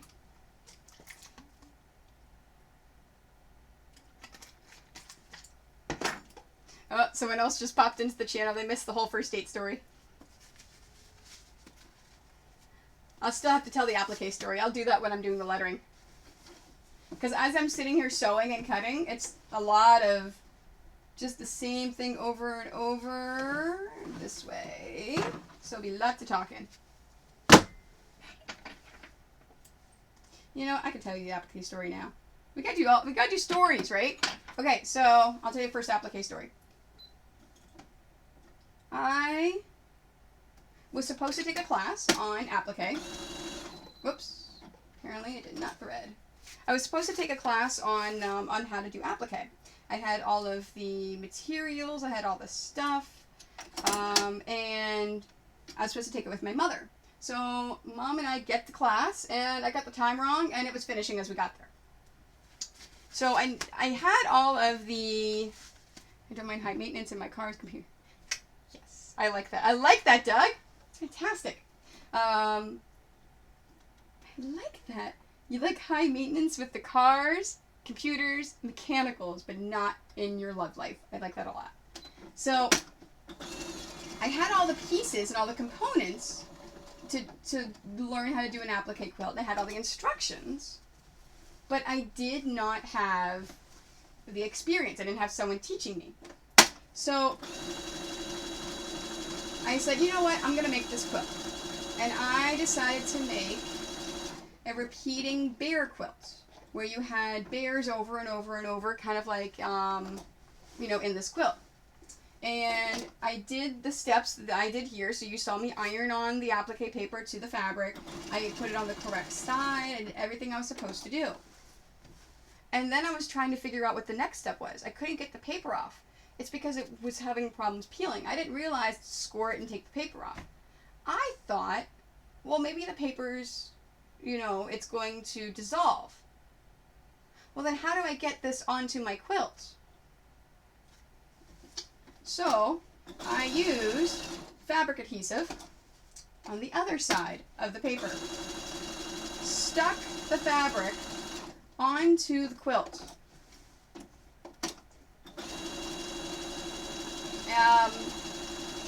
Finished the quilt, quilted it, bound it. The applique paper still in the quilt.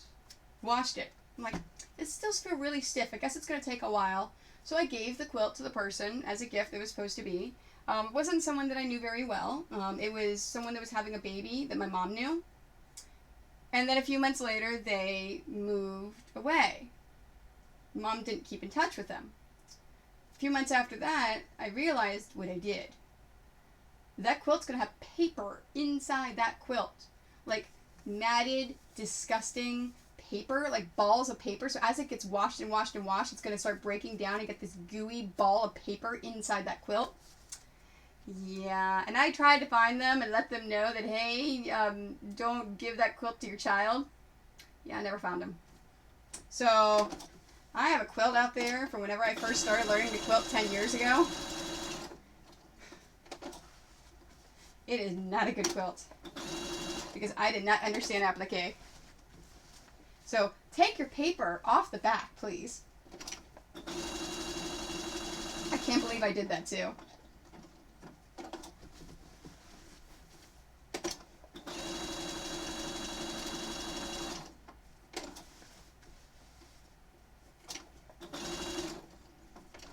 Okay, someone else, embarrassing stories. I'm trying to think what other stories I haven't told you guys.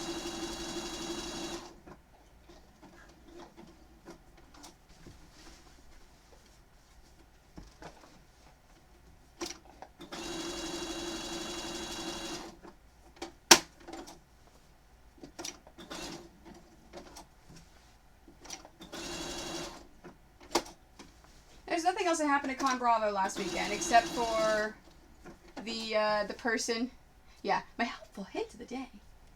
Except for the person that was dating the person that I can't tell you who they are. That was amazing. I had some yummy sangria, too, Saturday night, when we were telling all those first date stories.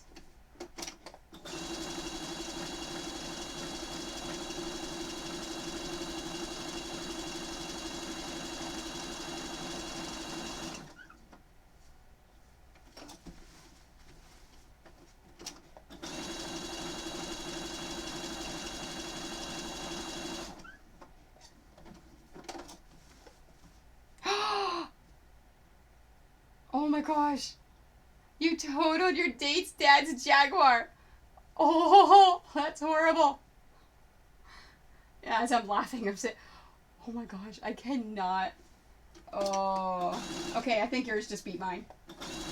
I think a crying guy on a first date. Oh. Totaling a Jag totally is better than a crying guy. Oh, that's horrible. Okay, why did he let you drive it if it's his father's car? What an idiot.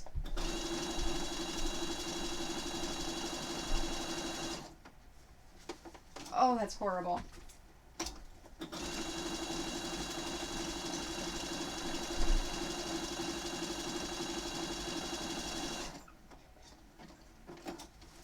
He picked me up and showing off, let me drive his car. I've never had a... So you had no license, you had... Oh my gosh. You know what? When I was 15, I had it... Oh, I can tell you my... Yeah, no, I can't tell you that story. That's not a good story for kids watching me. I had a guy that let me drive his car when I was 15. I had no lessons, no nothing. I kept, going to the right. I kept, veering the car to the right because I couldn't understand the car ended right here on the left. And he kept yelling at me, "You're going into the bushes! You're going into the bushes!" And, yeah, going back and forth. So I could totally understand that. Okay, that's not on you, Cornish Miss Saucy, though. That's on him. He should not have let you drive his father's Jaguar when you don't have a license.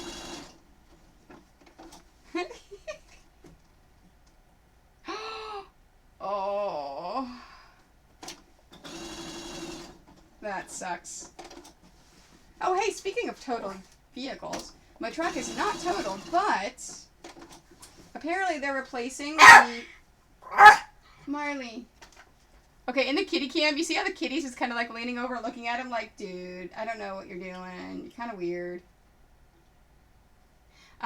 So apparently they're replacing the third part of the frame for my truck. There's that much damage. When they got the bed off, they discovered that, oh no, we have to replace some of this frame. So I'm not getting my truck back for at least another week.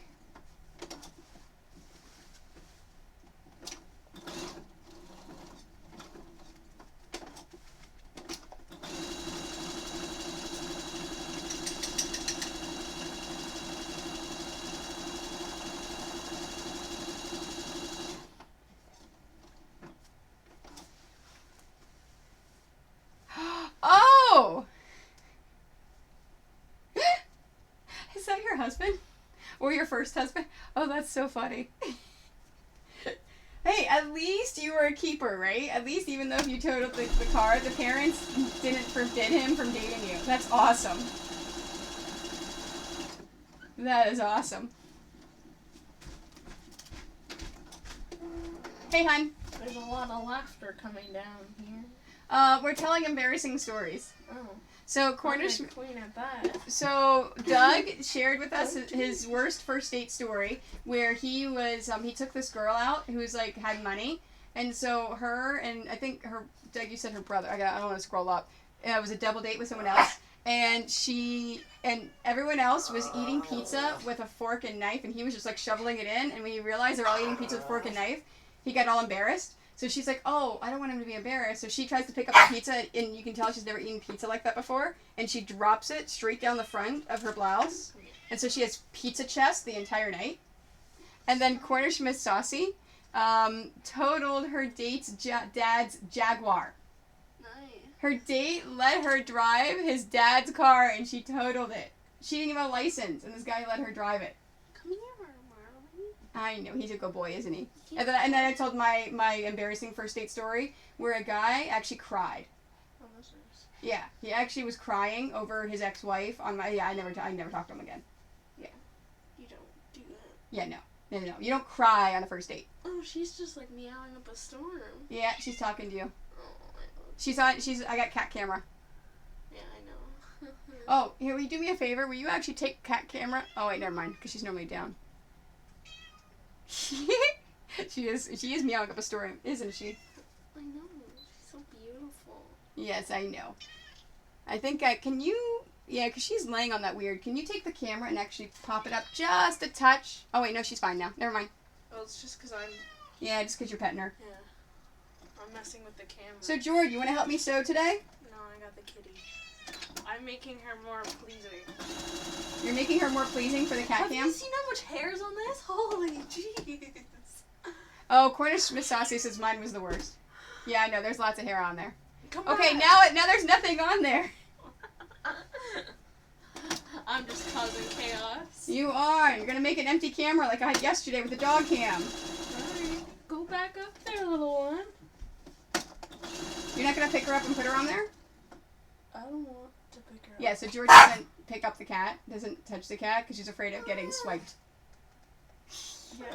I got cut like twice, and then I was like, you know what? Not like me. I pick up the cat and I kind of go and love her and everything, and she's fine. I got locked out of the house because of her. Yep. And then I broke your door a little bit. Yep. It doesn't open all the way anymore. Have fun. Yes. Okay, now Jordan. Yeah? Now it's a fur bed cam. It really is. You don't want to help me sew today? I don't know. I'm making the glow-in-the-dark Ghostbusters quilt. I don't know. Alright. I'm listening to people yell. No, we're laughing. We're telling stories. Alright, I'm trying to see if there's any other stories I can tell.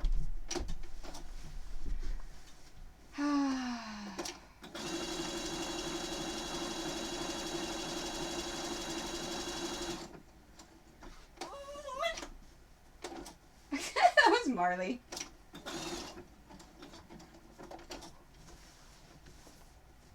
Alright, anyone else with any stories?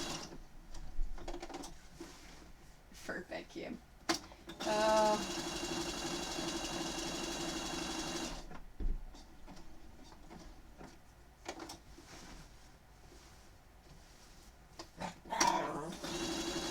You know what? I may not actually do the accent lines. I think it actually looks fine without them.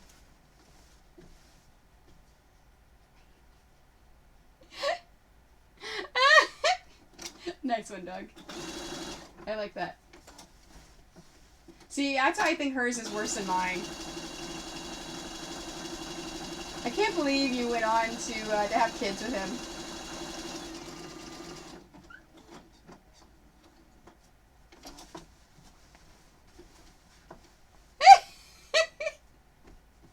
Oh, green with wood and oh man. Wow. I think you're hurting Doug. Like you're really hurting him. Oh, the cat's going upstairs. Way to go, George. Way to ruin the cat cam. Okay, let's move that over.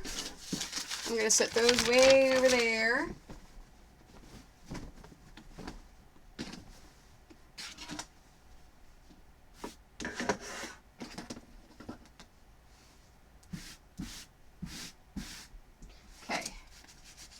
Now, oops, sorry, didn't mean to do that. Let's do Ghostbusters.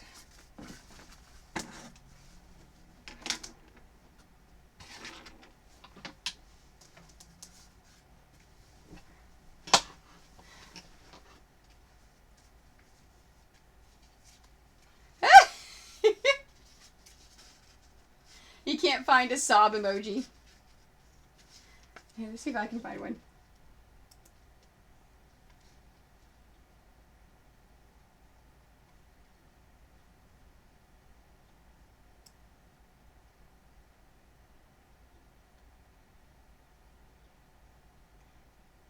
don't see any.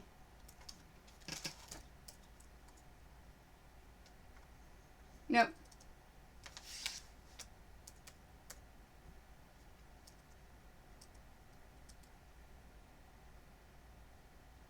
There's no crying emoji. Oh, no, there we go.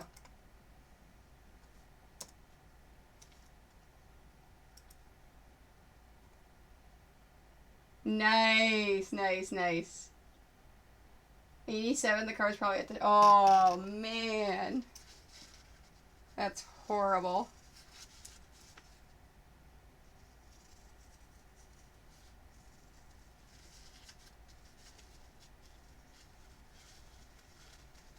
Can you tell that Doug's a car guy?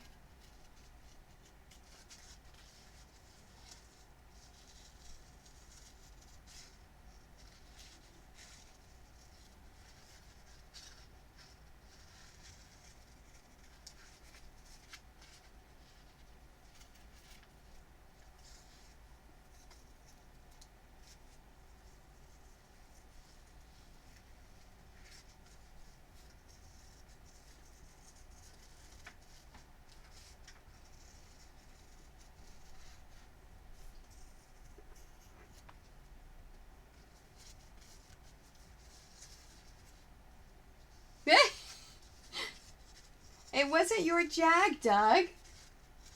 That's funny.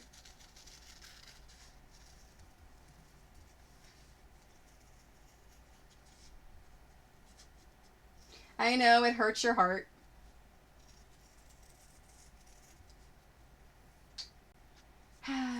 Marley. Oh, are you playing with the toy over there? Was you chewing on the toy? Was you chewing on the toy? You were. You want to come up here?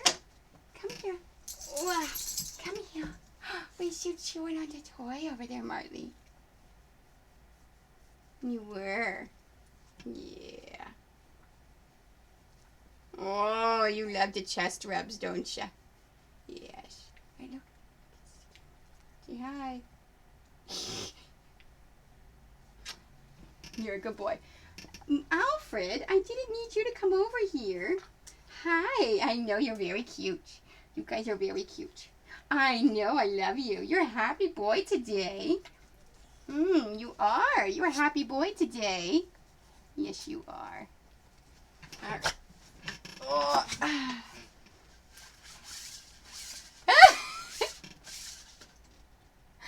And his dad really looked after it. Oh my gosh! I like how you're torturing Doug. That's amazing.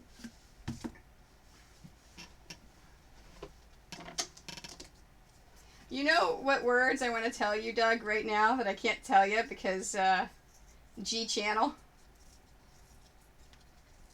That'll make you in a better mood.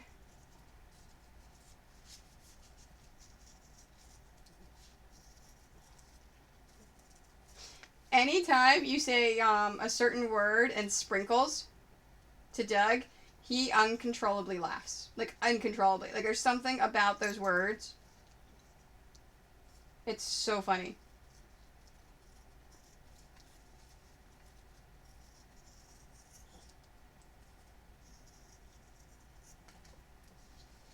Hi. Honey, you can't come up here. I'm cutting out letters.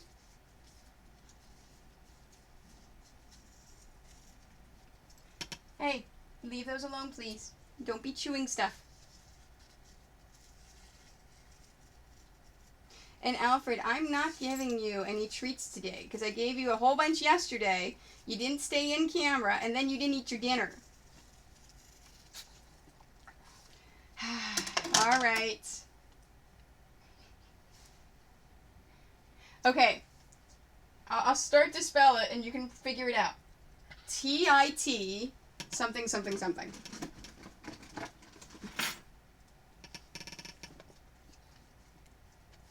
Personally, I don't think it's a real thing. It's a real word, but just for some reason when you say those words, it makes him uncontrollably laugh.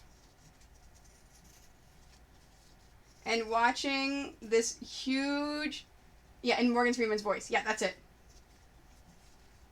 So, this huge, like, 6'4" or 6'5" man uncontrollably laughing is a funny, funny thing.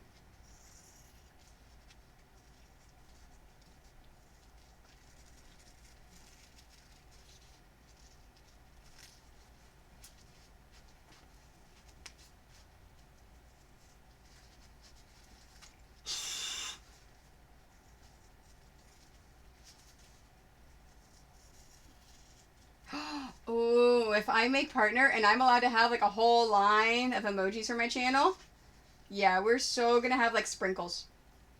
Like a little sprinkle thing. And anytime we want to make Doug laugh, we just go sprinkles.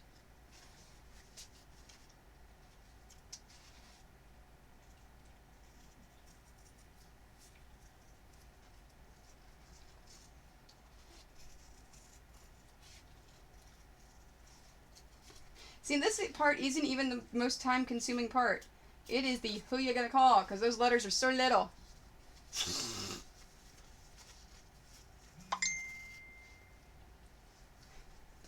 You just sent a photo, Doug. You're so funny.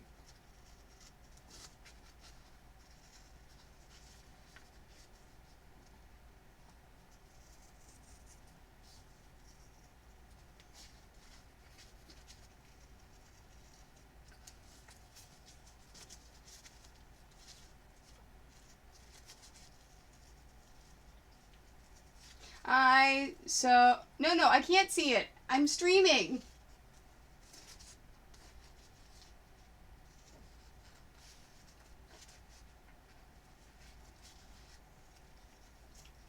And I'm cutting out letters. See? Letters.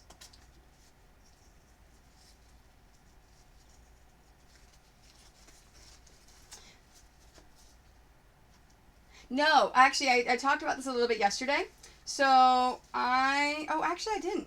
I said I wasn't going to use my scan and cut. I was going to do the old-fashioned applique for doing this. I actually used a light table, traced them all, and then ironed it on, and now cutting them out. I did not use a brother scan and cut because now I could do it for the letters, but then I got to get them out just for the letters. It's really not that much. I cannot do it for the ghost, and the reason I can't do it for the ghost is the ghost is too big. Does not fit onto that lovely mat. So I cannot use the brother scan and cut for the ghost. Although, you're absolutely right. I really could have used it for these letters instead of doing it the old-fashioned way. Alright, next time I make a Ghostbusters quilt, I will probably use the scan and cut for the letters. And then... Come on.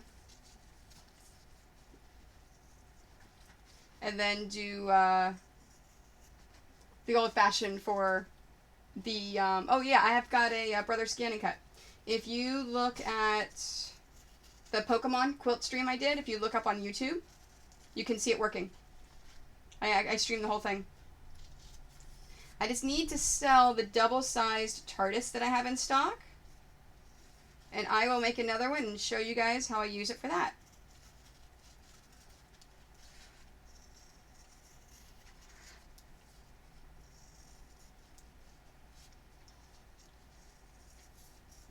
Yeah, so normally for applique, Doug, I'm able to use my brother scan and cut for it.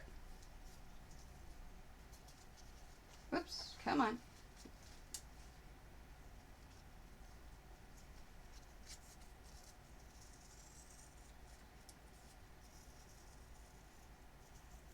So I actually don't have to cut out all those letters. All right.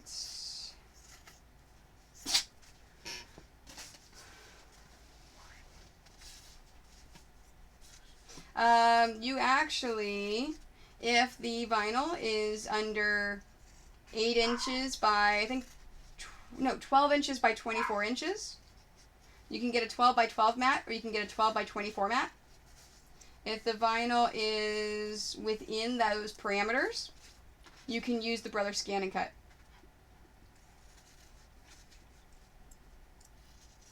It can cut leather, it can cut vinyl. I actually did the stream that that I did at the beginning of as I was streaming, was that I did the bumper pads for George Robotics Team. I used the Brothers Scan and Cut to cut out the vinyl numbers.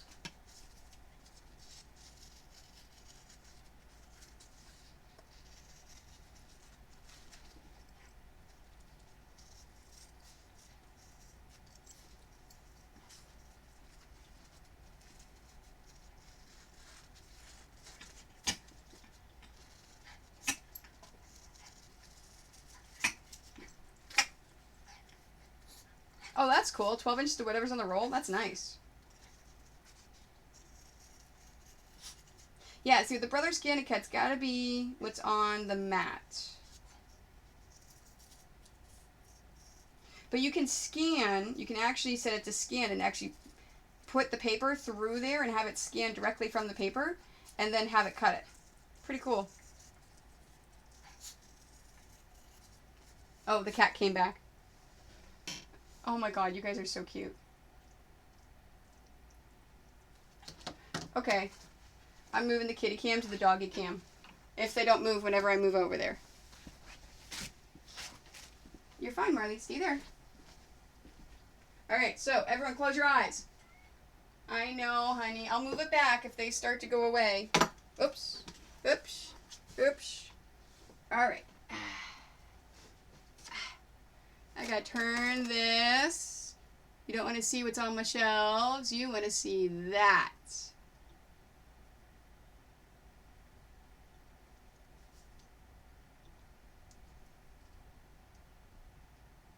Yeah, of course it's got the thing right here that's blocking. Oh, there we go. That's what I want. Now it's not so much in the way. And I like how you guys knocked over the camping gear. So we're going to move that out of the way. I know. Marley, come here. Come back over here. Come back over here. Hello. Yes, you're very cute. I know, you're very cute. Yes, you're very cute. All right, stay there. I'm going to go back and start sewing again. Don't. Okay, there, and of course he stops. Aw, seriously, guys.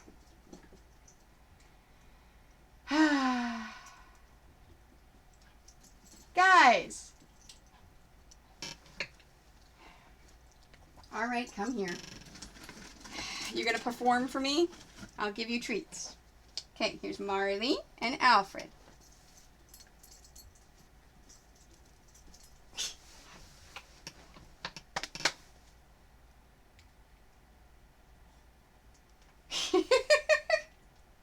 Yeah, no, it's under $300. They're not expensive.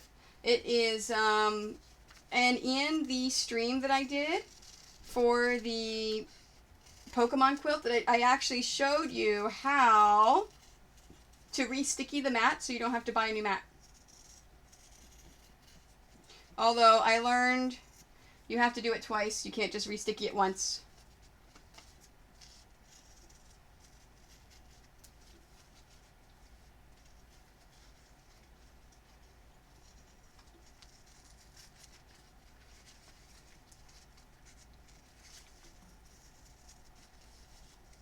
Hi.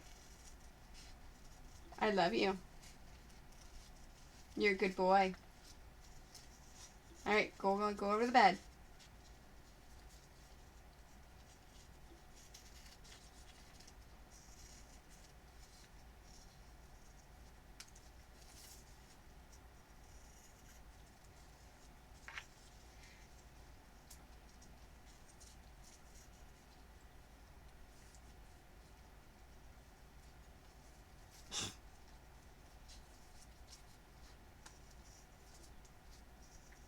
So, tomorrow's stream.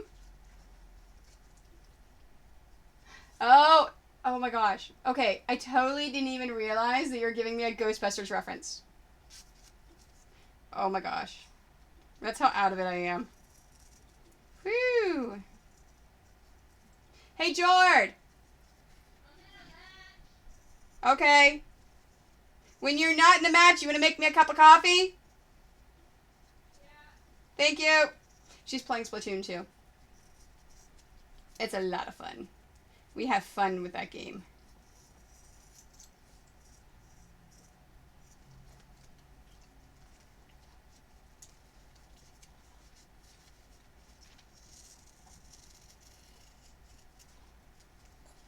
Hi. Oh, is Marley now eating the rest of your cookie? All right, well, I'm not giving you another one. I'm not giving you another one. Yeah, I'm a little tired. I think I need some coffee. Okay, now we got blanket cam again. I knew you guys were going to do this. I moved it from kitty cam to doggy cam. And you guys are sitting right there by my feet again. We're not going to do foot cam. I'm sorry. We're not going to do foot cam. No.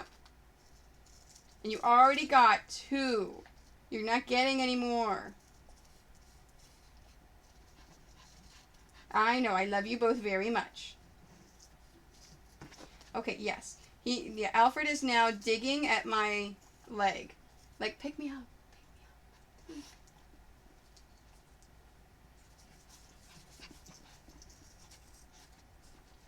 up. Okay, if you guys are going to play, go play on camera.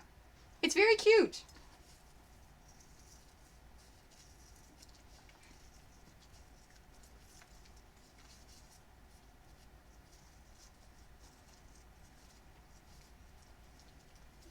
Alright, now I am almost done with these letters.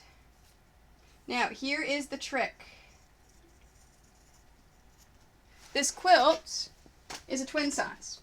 The one you see there, and oh, hold on. I've got a couple of B's and O's. Alright, so an R. There we go, B-O-R. Okay, so again, I'm just folding it, putting a little bit of a slit right there, and then putting my scissors in to then cut that out. Let's do it to the top as well, so I don't have to do it at the same time. Yeah, we don't want to be that kind of broadcast and get the foot fetish people. We don't want to foot cam. Doggy cam and kitty cam. That works quite well.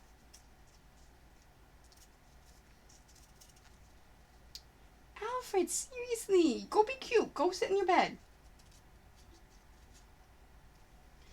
What was that you said yesterday, Doug? Never work with animals and children?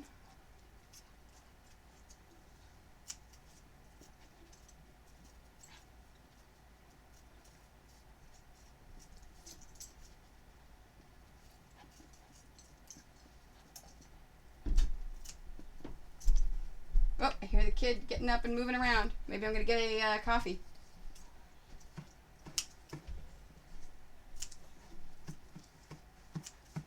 Okay, I know, I love you very much, but you digging at me is not going to get me to pick you up.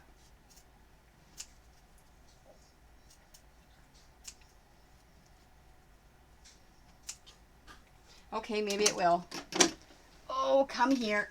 Oh. Yes, the 2 of them have been coming a lot. I know. It's because I've been spending a lot of time away from the house without them, and so they miss me. I know. You're a very good boy. What kind of coffee do you want? The Tim Hortons vanilla that's in the drawer, please. Okay. Do you want, what size? Just whatever's the normal one. I think it's 8 or 10. Then you just put it in, you push the button to go. Alrighty. Thanks, hon. You good boy.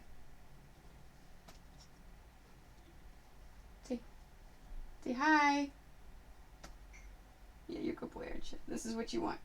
So he seriously wants me to sit the whole stream like this and just kind of rock him like a baby, and he's perfectly happy. You want to fall asleep in my arms, don't you? When we're watching TV, this is what he wants. Oh, that's awesome. I know, right? When you see an old dog that has passed, it's hard. I know, you're a good boy, aren't you? Okay, I'm putting you down. All right, putting you down. There we go. Now I gotta... Seriously.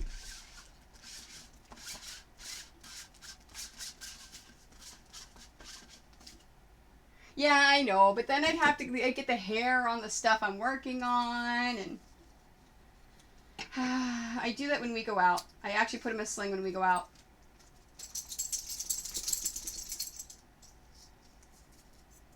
Especially if he's not totally comfortable with the situation. So like whenever we go to dog events, we will have a sling, and then we'll have him run around. When he gets overwhelmed, then we'll put him in the sling. Okay, so, first, let me clean this off. All right, so as I was saying, this is my Ghostbusters quilt that's now a twin size. Before that you see there is a lap size. So I need to space out the Ghostbusters and the Who You Gonna Call more. So if it was a lap size, it would go right here. So I'm actually going to space it out down a little bit more. Alright, so let's get my scissors so I can score it and change it. And if one of you doesn't go over in that bed, I'm going to change it back to the cat cam. And let me do it on here.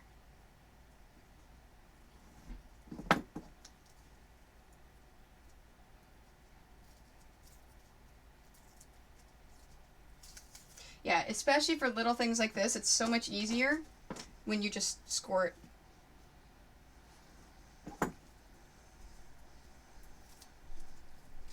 I will love the woman that showed this to me forever.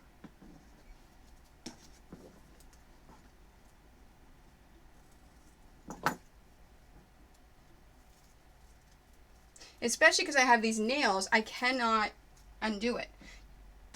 There was a, in fact, it was the Zelda stained glass stream that I had to have Jordan down here helping me because I couldn't get the paper off of the pieces, some of the pieces. So she had to come down and help me to get the paper off. I have no nails, too. Yep. No, I know how to get the paper off now. That's what I was talking about by scoring the paper. I don't need your help. I don't need help from anyone else anymore. It's super easy to get the paper off now.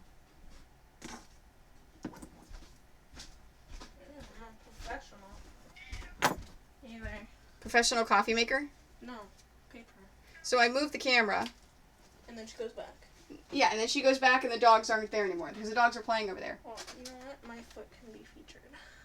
My shark pajamas. And my awkward tan Oh, lights. thank you, honey. That looks weird. What, my new table? Yeah. Isn't it amazing? Sure. All right, let's put it back on the cat while you're here. You can help me.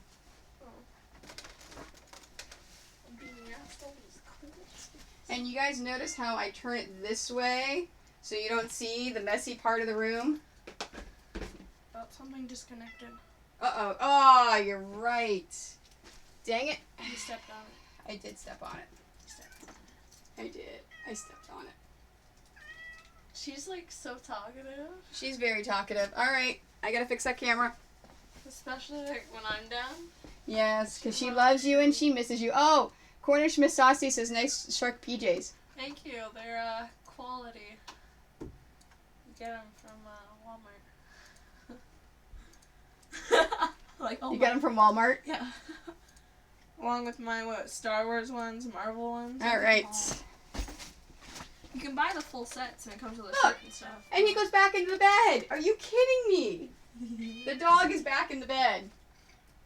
Well, he's tired.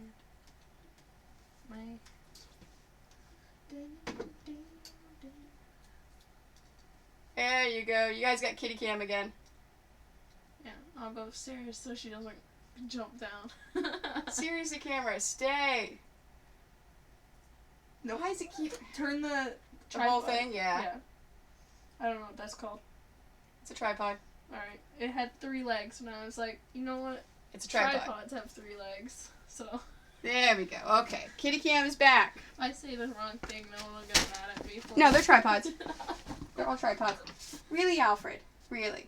Now you're gonna be in the bed.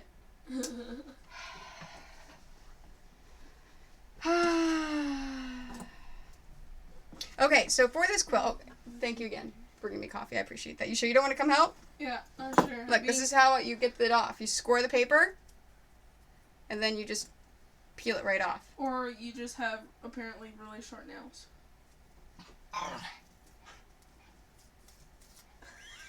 He sounds so funny. Well, when he's playing with the cat? No, he just sounds funny in general. Whenever he does something. Alright, I'm going to make myself hot chocolate. Alright, and then go play some Splatoon. Yeah, I know. I've been playing for like an hour straight. Are you level 10 yet? No.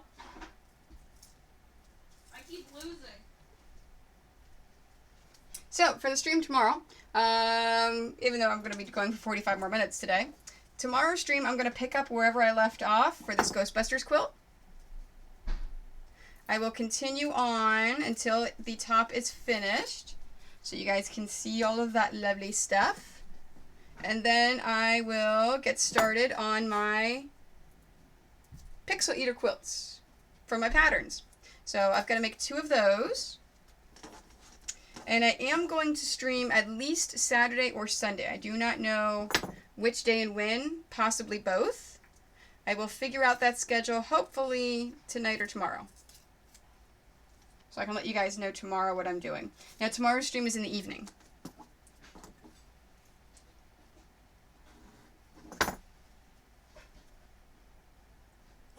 Okay, now they're both over there, laying together in bed, being cute again. Maybe they just don't like the camera over there. Seriously, guys. Okay, so let's figure out about how far down I want to go.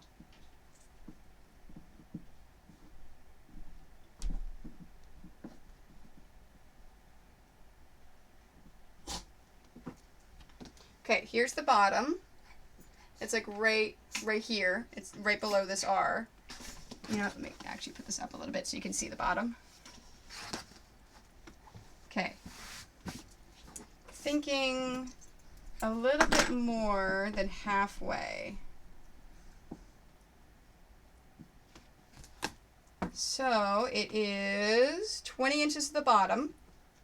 Here's the 10. So let's go right above the 10, like right about there. So it's nice and even.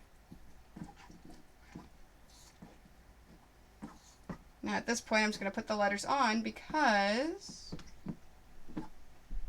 I still have to go and make sure they're perfect.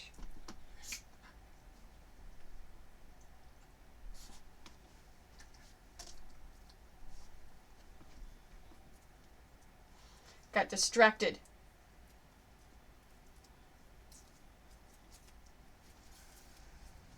I was like, where's the U? Ghost.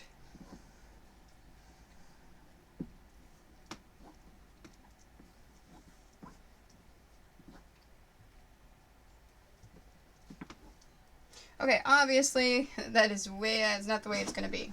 But let's pick it up and move it over.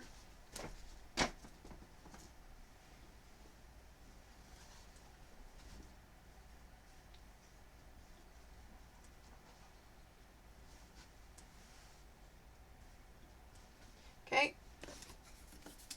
And now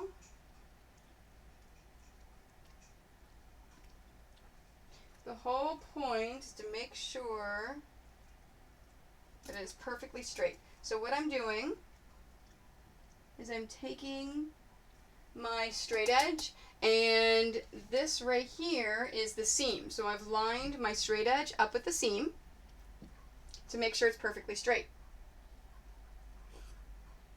And then the next thing I'm going to do is actually take my lettering and move it along that straight edge. So I'm not going to make sure they're perfect at this point. I just want to look at my spacing for my lettering.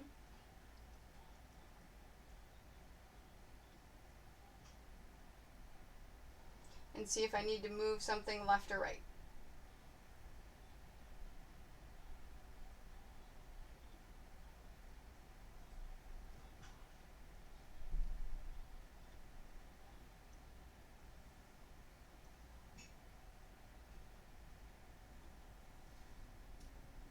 Okay, where is my other one. All right, so on this side I have 2.5 inches.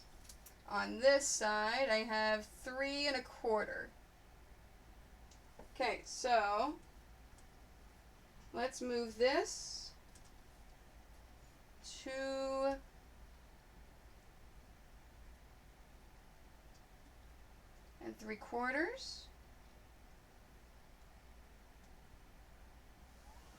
Let's move this 2.75.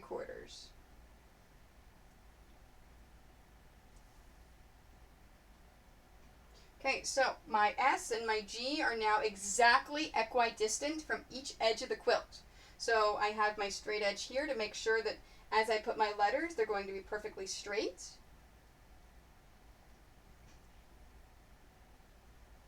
And then I have my distance to make sure that to the left and the right, they're going to be even. So I'm putting all of my lettering exactly the way that I would like it.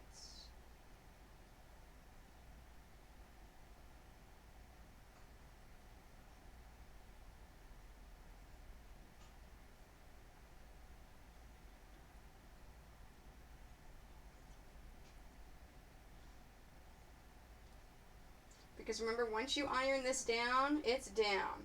Now, it's not permanent. I still have to sew it. But when I iron it, I can't shift it around and move it to where I want it again. Alright, there we go. I think that looks good.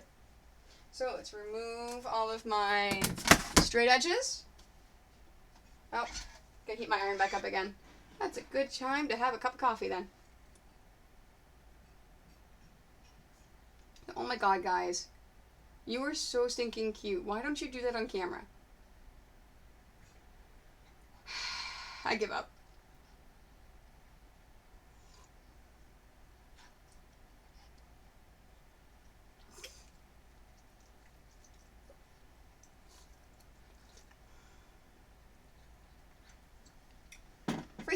Freaking animals, right?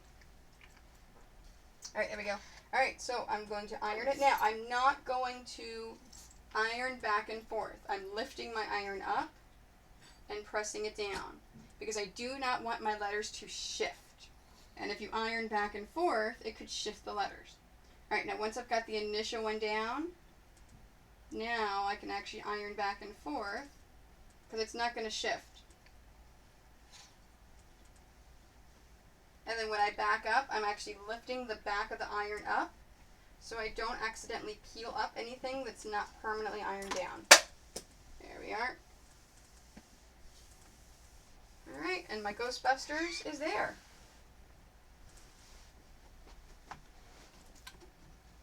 See what I mean? When I get to the lettering, it's going to slow down.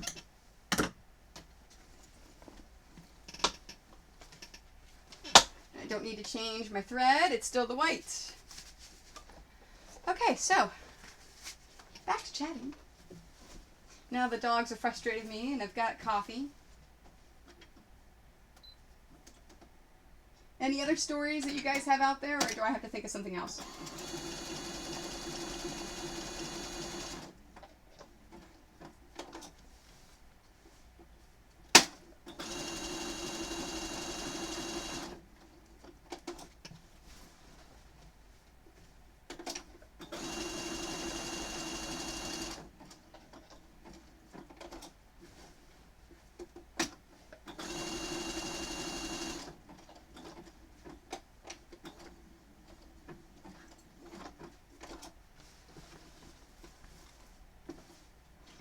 I'm going to place my coffee there because I do not want to accidentally dip any of the fabric in it.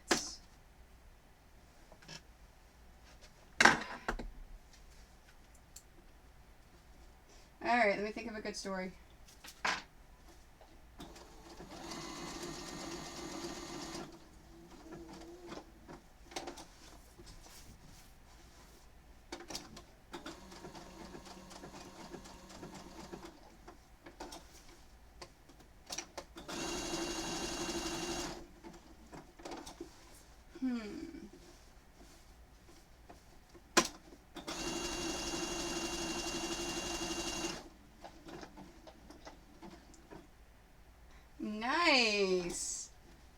joint housewarming with her new neighbor. I like that. Booze in her house, food in the neighbors. That is a fantastic housewarming. I like that a lot. Those are good neighbors.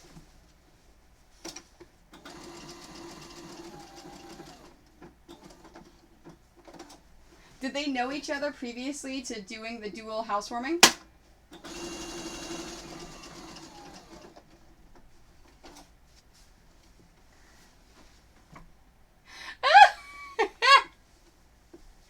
Oh, you can't tell me it's on video because you know we have to see it now. Oh, that's amazing. That is fantastic.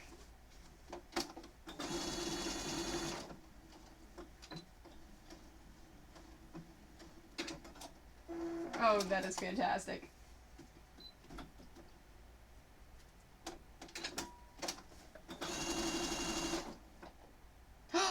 Oh, I hit the wrong button. Dang it.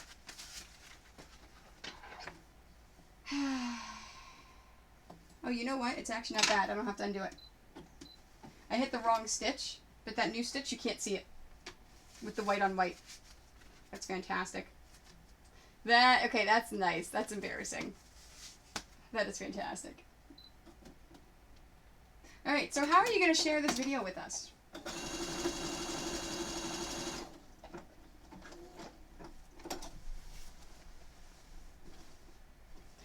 Oh! It got videoed over. Aw, you see, you can't tease me by telling me that there's video and then it got covered over.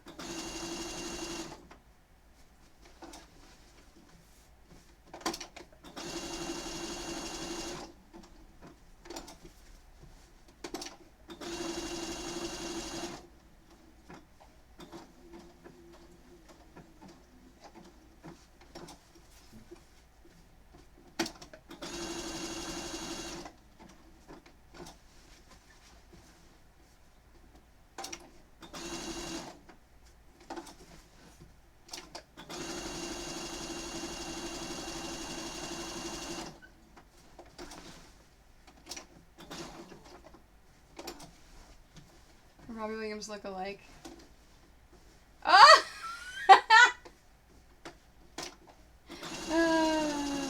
That's amazing. See, and I can't. Before I started doing conventions and traveling and everything, I was a homebody. I never did it. Oh! You know what? I was just thinking. I've got one.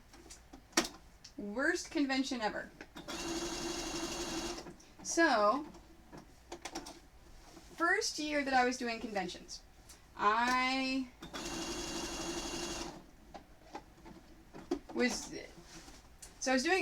started at Baltimore Comic Con was actually my first one. It's a pretty big convention, so it was interesting, and I was successful there. So I'm like, you know what? I could do this. I could totally do this. So for my second convention, I had signed up for MagFest, another big convention. And it's a 24-hour video game convention. So I didn't have anything in between, so my friend that lives in California, who is an online comic, says, hey, so I'm a guest at this convention in Rhode Island. It's called the Online Comic-Con. You should totally get a table as a vendor, artist, and then you can come see me and we can spend some time together because we never get to see each other. And I went, that sounds great. Sure. And if you're a guest, oh, I'm sure it's going to be a great convention. So, sign up for this convention. My friend Jason agreed to help me at this convention. He actually was a big fan of my friend, and I didn't know that until on the drive up. He tells me this. So I'm like, oh, yeah, you're going to spend a bunch of time with him. It's great.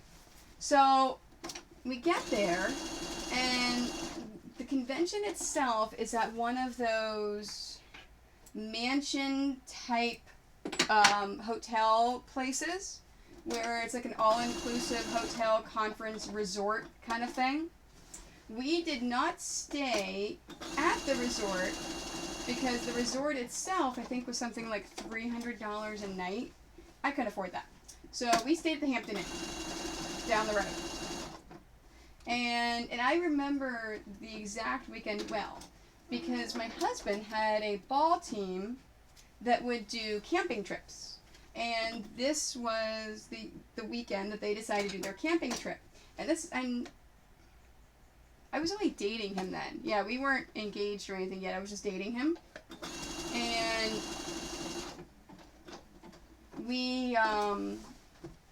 I really wanted to go on the camping trip. It would have been a lot of fun. So I was really upset it was that weekend. So we drive up there, and it's this resort thing. And we get there, and there are 20 of us. 10 of them are the guests, are online comics. So you got all sorts of different online comics that are guests that are there, and then there's 10 more people. So there's only 20 tables. In this little room, but it's not really a little room, in this room that they've kind of spaced out. I mean, the actual layout was actually quite nice. They had panel rooms, they had all sorts of stuff going on. The convention itself could probably handle 30 or 40,000 people, like how big the actual convention area is. So it could be, theoretically, a decent-sized convention. Take a guess at how many attendees there were the entire weekend of the convention.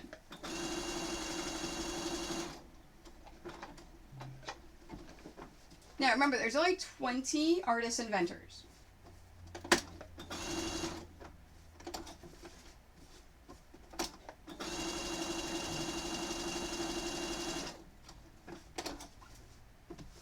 Well, 14.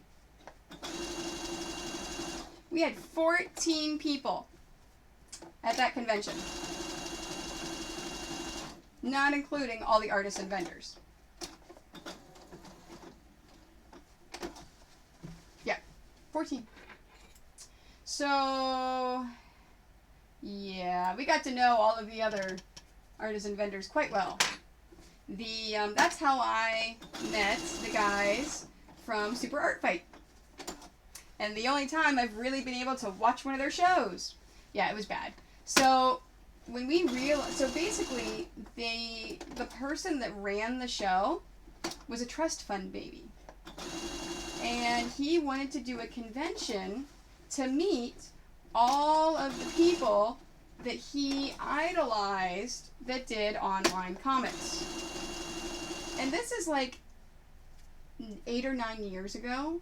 So this is right at the heyday of online comics. Like right at their popularity. So he basically did this convention so he could meet all of these people. Did no advertising. Nothing. Anywhere. And basically thought that, oh, these people are all famous. They'll put it out there that they're going to be here and they'll bring everyone in. And that's the only reason why we had 15 people. So, yeah. That's the convention that I learned. If you're going to take a chance on a new convention, you need to see their marketing strategy before you say yes. Unless you're brought in as a guest and everything's paid for. And even then, if you're only paying for my table and my hotel, I still better see your marketing strategy because I need to be making some money. Oops. Yep. I did something wrong. There we go. I did a stitch off where it was supposed to be, so I just need to cut out one stitch. There we are.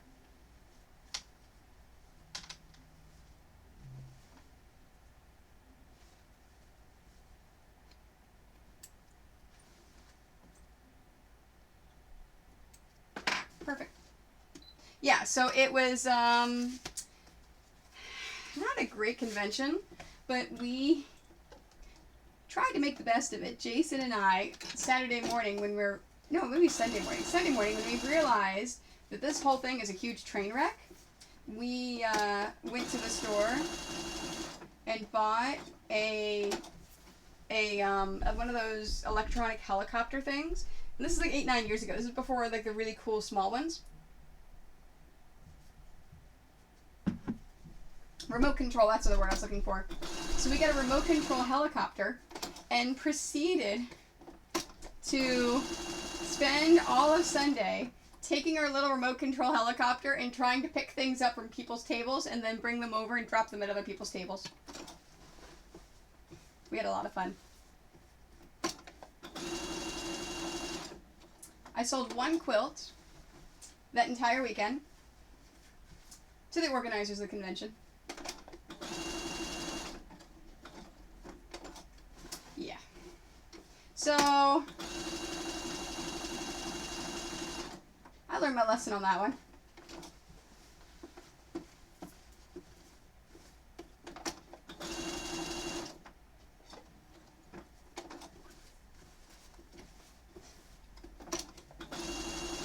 And I realized I said Super Art Fight. I don't think I've ever told you guys about Super Art Fight.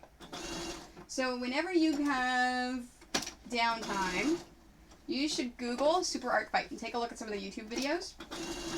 It's amazing. So Super Art Fight is a show. What they do is they have a group of artists that belong to their studio. And sometimes in their shows, they use their own artists. Sometimes they use the artists at the convention. So if it's at a Comic-Con or video game convention or pop culture or anything like that, if they have any artist guests, they'll ask the convention, would you like us to include these artists in our show?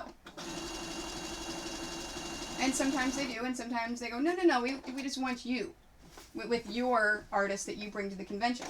So they basically have this big, huge white wall of paper. So it's a big, huge roll of paper that they put up there. And they have the two artists with different colored markers standing there. And they spin the Wheel of Death. And the Wheel of Death goes around and around and lands on a topic. It could be sharks. They then have 5 minutes to draw about that topic. And they're battling each other now. So they can draw about that topic. In 5 minutes, the Wheel of Death spins again. And it lands on a different topic. Now it's ninjas. So you now have to take all those sharks that you've drawn and turn them into ninjas. And you don't just have to draw on your space, on your side. You can draw on your opponent's side as well. So you can try to mess up their drawings. Maybe make their ninjas look like pirates. But it spins, so the topic changes every 5 minutes for 30 minutes. And they normally do 2 or 3 different bouts. So, yeah, so it's a lot of fun. And, of course, everyone's spinning Wheel of Death, Wheel of Death. Yeah, no, it's a lot of fun. It is, it's a great experience that if you haven't seen in person, if they are ever at a convention that you're at, you must see them in person. It is just amazing.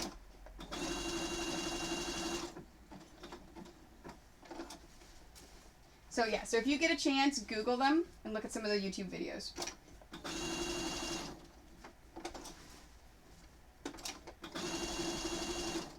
I think I've just sent Doug down the YouTube hole. It's kind of like the Pinterest hole.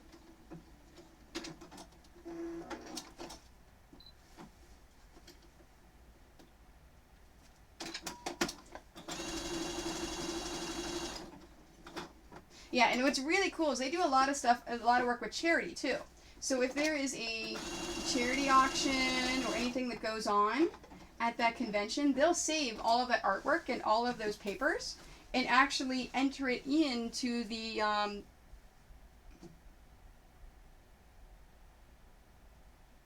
the art party at New Orleans, yeah. So they actually enter it into the charity auctions or whatever charity thing that they have there. So they're really awesome. So what Doug's referring to, the artist party in New Orleans, if you are an artist in the Artist Alley at Wizard World, you are invited to their artist party, which is normally the first night of the convention. So if it's a Thursday, Friday, Saturday, Sunday, it's a Thursday night. If it's a Friday, Saturday, Sunday, it's Friday night. And what they do at these artist parties is they have competitions. So they have a drawing competition, they have a storytelling there's 3, right? You've got art, you've got storytelling, or is it just the 2? I don't remember. Doug, is it just 2 or is there 3? What am I missing if there's 3? Horror story, that's it. A horror story. So you have to write like a 5-line or 7-line horror story.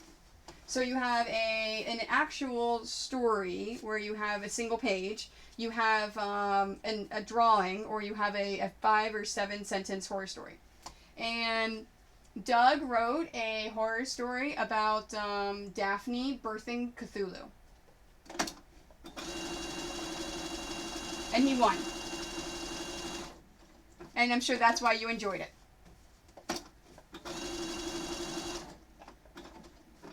And of course, he's a theater major. Well, theater graduate now. So yeah, he got into it and read it very, very well. And everyone thoroughly enjoyed it and applauded for him. Oh, you got second? I thought you got first. I thought you won.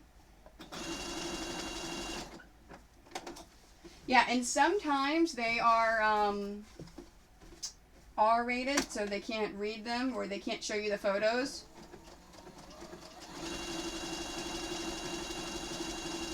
But they are a lot of fun. I'm gonna miss those in Wizard World. Because I'm not doing Wizard Worlds anymore. Yes, lots of alcohol was involved. Yeah, and Doug is now a now theater graduate. He has graduated with his master's.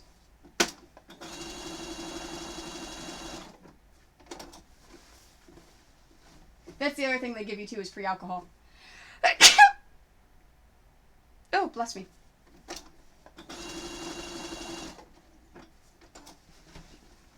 Alright, when I finish the S, I'm going to check on my bobbin thread.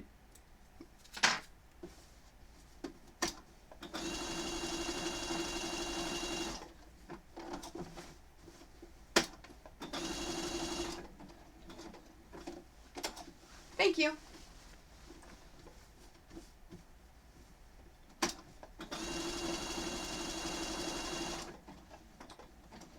You know what? I need to figure out how to do a follows. Because when I get to 100 follows, I think I'm going to do a pattern giveaway. I got to figure out how to put that on my screen, though. The number out of number for follows. I'll see if I can figure that out tonight.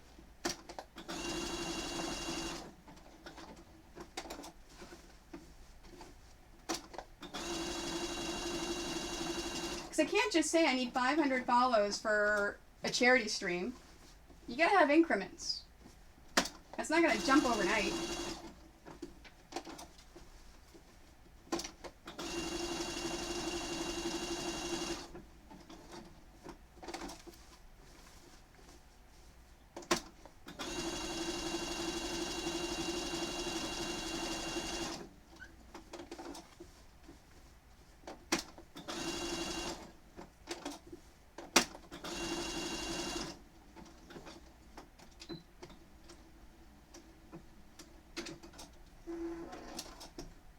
You know, at the first giveaway, I'm going to do a pattern, but I'm looking all around. I've got so much fabric and so many cool little tools and gadgets and gizmos and all sorts of cool things that I can give away.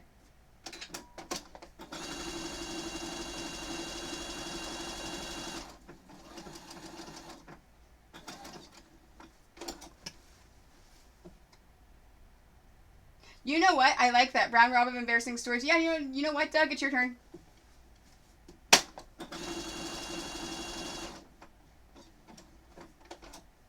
Something else I will say, because again, I got to keep this G-rated. We discovered something else at that convention in New England, in Rhode Island. And I think I may have mentioned this to Doug when we were drinking one night or not. I don't remember. So the blind have all sorts of different things. Okay? And one of those things Oh, I gotta redo that one right there. Trying to be vague. So you imagine some of the things that people like to watch. Maybe some R, X-rated things. Yeah, there's readings for that. For the blind. It's funny. We listened to some. Okay, back in college, I was standing at the top of the stairs outside Student Union. Oh, I don't know where this is going. Standing at the top of some stairs at the start of a story is never good.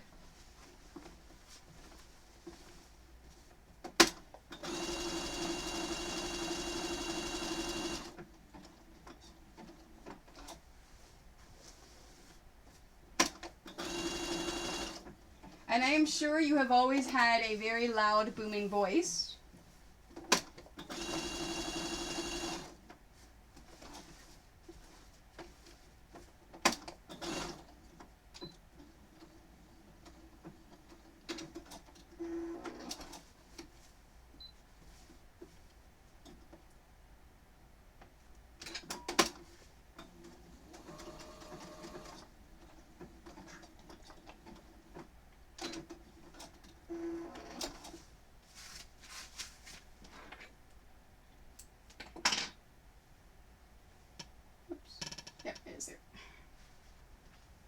Alright, 1, 2, 3 more letters to go.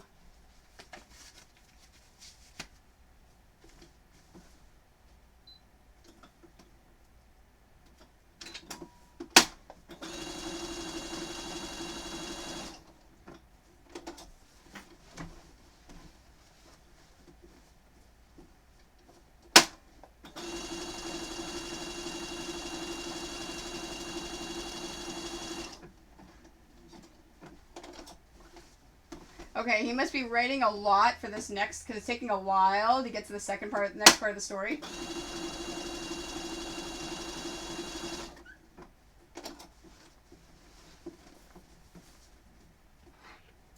He has us in suspense. Unless he's laughing so hard. Oh, there we go. Everyone within the sound of my voice, a loud voice, looked over as I missed it.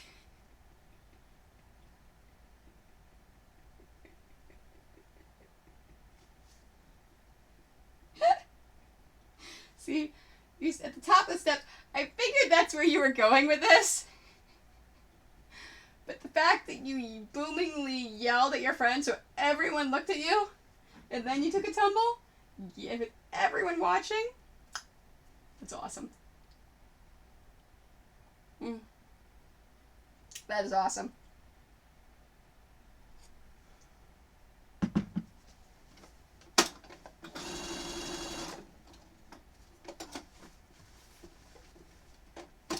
Oh my.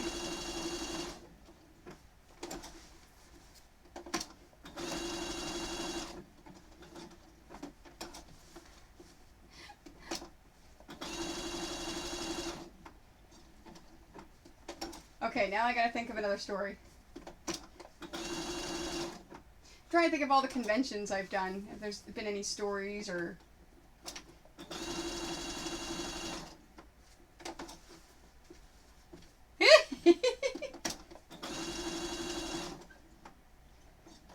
Oh! I've got a good story. First time I took my husband to Renfest. Okay, so if you look up Renfest, RENNFEST, renfest.com. That's the Maryland Renaissance Festival.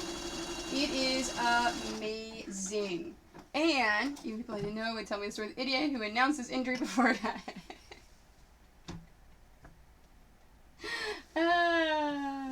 That's awesome. That is going to be your new moniker. The idiot who announced this injury before it happened. So if you look at the Maryland Renaissance Festival, it is about 10-15 minutes from my parents' house, so it's super close to my parents' house. So I grew up next to this thing. It is one of the largest Renfests on the East Coast. It actually has permanent structures that are there year-round. So the Renfest runs about end of August, until beginning of October. So like, no, I'm sorry, like the 3rd or 4th weekend of October. Maybe Labor Day's the weekend it starts. I don't know. It's at least September, October. I think it may do 1 or 2 weekends in August. But anyways, it is amazing. Like, they have all the things you normally have at Renfest and then some. So they have, I think, like 10 stages of activities at all times. So they've got the Globe Theater, so they're always having Shakespeare plays. So you can see some classic things. They have just amazing, amazing things. Johnny... Oh my gosh, I can't think of his last name. He may not be there this year because he was just diagnosed with cancer. Johnny Fox. He's been there since the beginning. He's amazing. He's a magician. And he's had the same show since the beginning. He changes things now and again. But it's all like, everyone, like, as he says things like, water from India. We all chant it. It's one of those, oh my gosh. Okay, more coffee. What's the movie where everyone knows the words, but they love it anyways, and they all say it? I'm gonna see if I can think of it before you guys tell me. I'm singing the songs in my head right now.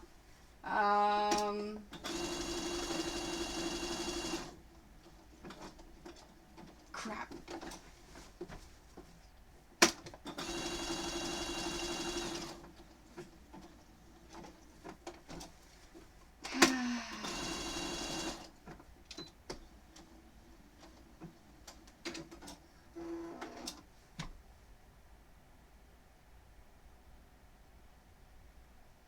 I'm trying to think of it.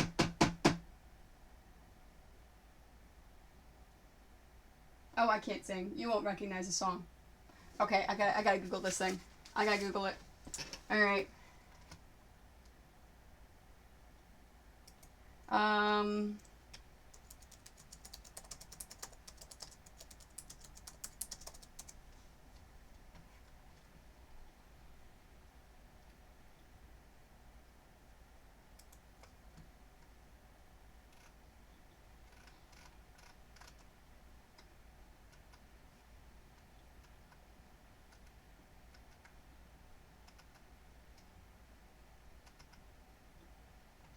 Dang it, what is it? No, it's not a Canada thing. It's a movie. And he's he's drag for most of the time. It's, oh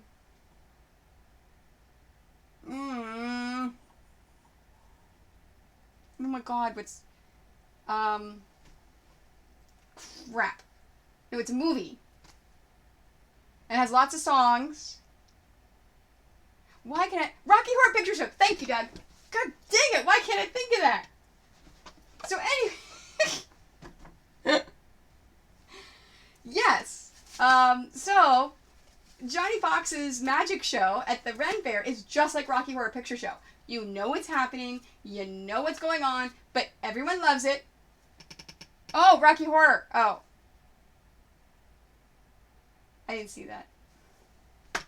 Yes, Rocky Horror. So like everyone knows it, everyone loves it, and it's amazing. And the coolest thing that I like about the Renfest is they have the whole thing around Henry VIII. They have every year at the Maryland Renfest is a year in the life of Henry VIII. So they have a different actress for the Queen every year. And it's all you find out what's going on in the life of Henry VIII and what is, I know, right? I should have started singing. So it's really cool because you learn like all sorts of different things. And then the actor they have that plays Henry VIII is amazing. And so they have actually the royal party actually walks around, and they have all these actors that walk around. It's an amazing, amazing thing. So I have 2 different outfits that I wear. could live inside Henry VIII. Oh, yeah. Oh, and the guy that they have in play is a big guy. So, like, tall and big. Like, he is Henry VIII. So, I have 2 different outfits that I wear for the Renfest. I have a wench outfit, of course, but then I also have a high nobility outfit where I have the whole big long skirt and top and just everything. And I have the headpiece. I've got all sorts of things that I wear with that. So the first time I took Mike to the Renfest, he had a good time. I was wearing that big thing. He, every time someone would say, "Can I have a picture?" he'd take the camera. He got used to it by the end. They also make some amazing mead. Amazing mead. And they have oyster shooters. If you've never had an oyster shooter, it's something in Maryland. I'm not sure if they do it anywhere else in the world. Basically, you have a little cup with an oyster and a little bit of cocktail sauce, and then it's like a shot glass, and then a shot glass of beer. So they're $1 a piece. So you get 10 of these, and you've got like 2 beers and 10 oysters. So you sit there and you eat the oyster, drink the beer. Eat the oyster, drink the beer. Next thing you know, 2 minutes goes by and you've had 2 beers. So it's a very fast way to drink and eat, and it's just, it's so much fun. So oyster shooters are amazing. So this day that I bring this gentleman that I'm just dating, my future husband, I don't know why I married him after this, he works for, yeah, I know, right? Yeah, I know you can drink them faster than that, Doug. So, he's got a very, very low tolerance. He was a single dad for many years. So he shared custody 50-50 with his ex-wife. And so when he had his daughter, he was by himself, bathing her and when she was young and just by himself for half the time. So he was very, very paranoid, and he would not drink at all when he had his daughter, because he was so paranoid that if something happened to her, that he did not want to try to get her to the hospital when he's inebriated. So I bring this wonderful man to the Maryland Renaissance Festival, to this atmosphere of songs and events and parties and drinks and all sorts of things. And I don't drink much because I'm driving. He is not comfortable with driving in the area yet because he's still new to the area for visiting. And he drinks way too much. Way, way, way, way too much. Okay. Before I can finish the story, I'm going to show you what I have finished for today, and I'm going to start cutting.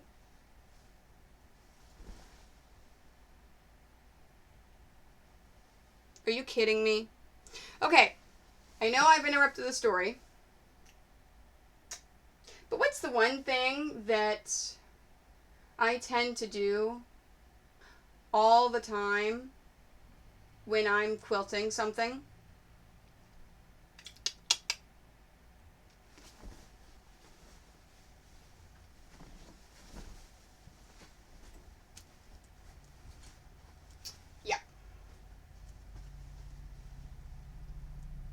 I totally did that. And it's in the red, and I totally did not even realize it until just now. I have to pull all those stitches out because I cannot cut this. Yeah, I totally sewed that in there.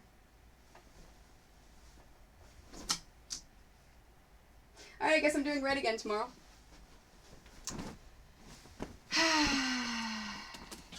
So anyways, let me cut these while I finish the story.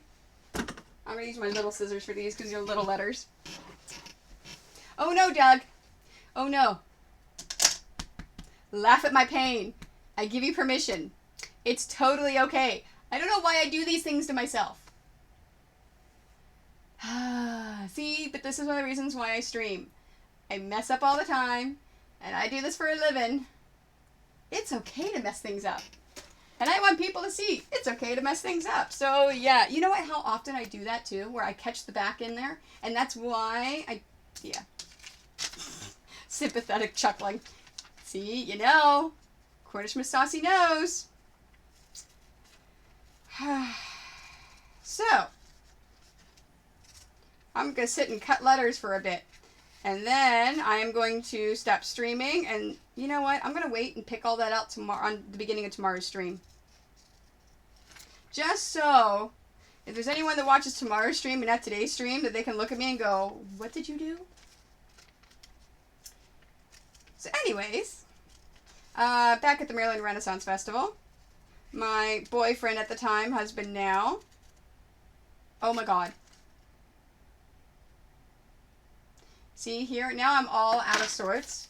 I started cutting these out before I put it on the fabric. Oh my god, what am I doing? Oops, where'd my O go? I just dropped my O. My O! Hey O! Oh, nope, I didn't drop it. It's right there. Alright, let me get the fabric.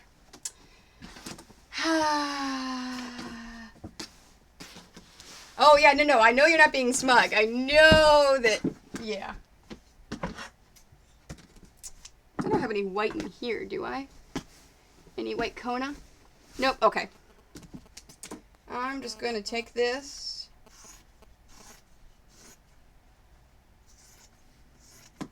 And cut some fabric off. Now, with Kona fabric, there is no right side and wrong side, so I do not have to worry about am I ironing it down on the correct side. There's my O. I was like, as I'm cutting that O out, I'm like, this feels really easy and really light to cut out. I wonder why it's like that. Oh, no. See, no, what distracted me was I sewed the back onto it, and I did it in the red. So the first time I sat down, when I wasn't even distracted by anything, I did that. Okay, back to sewing. Back to cutting letters out. So I was distracted by that, which is why I messed this up with the letters. Okay, so back to the story. So he drinks way, way, way too much. And I'm in this big, skirt dress thing that is not very easy to move around in. So we stayed the entire time. I normally leave around like 3 or 4 o'clock. The Renfest is open till like 7. So we stayed till 7 o'clock, and I look at him and I said, okay, so I guess it's time to go. Let's start heading out. And I start heading towards the door. And I turn around, and he's gone. Like, nowhere around me. Now, he doesn't remember any of this, but he laughs every time I tell this story. So, he is nowhere, anywhere around me at all. I'm like, where did he go? He was just here. So then I start walking around and start looking around going, like, and now I'm the salmon, right? I'm going against the stream of people that are exiting. I'm like, where did my boyfriend, what? And so I didn't see him. 20 minutes later, as I'm standing at the crossroads, as people that work at the Renfest are herding everyone out, he comes around the corner stumbling. And I look at him and I said, where have you been? He goes, oh, I just wanted to run around the park one more time. Apparently when I said it was time to go, he turned around and ran to the very, very edge of the Renfest and just kind of walked around by himself to see some more of what was going on. Oh, I was so mad at him. I was mad at him for the rest of that visit. I could not believe he did that. Yeah, and of course he doesn't remember a thing. He just, yeah.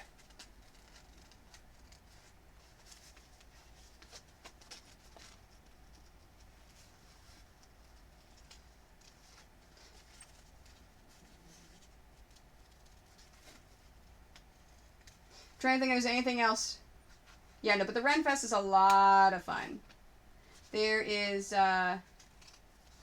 if you ever are in the Maryland area, you should try to go to the Ren Fest if it's around.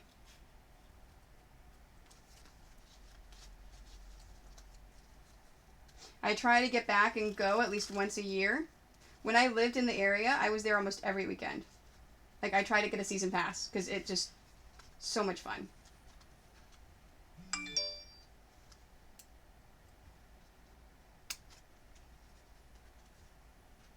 That's just my weather app.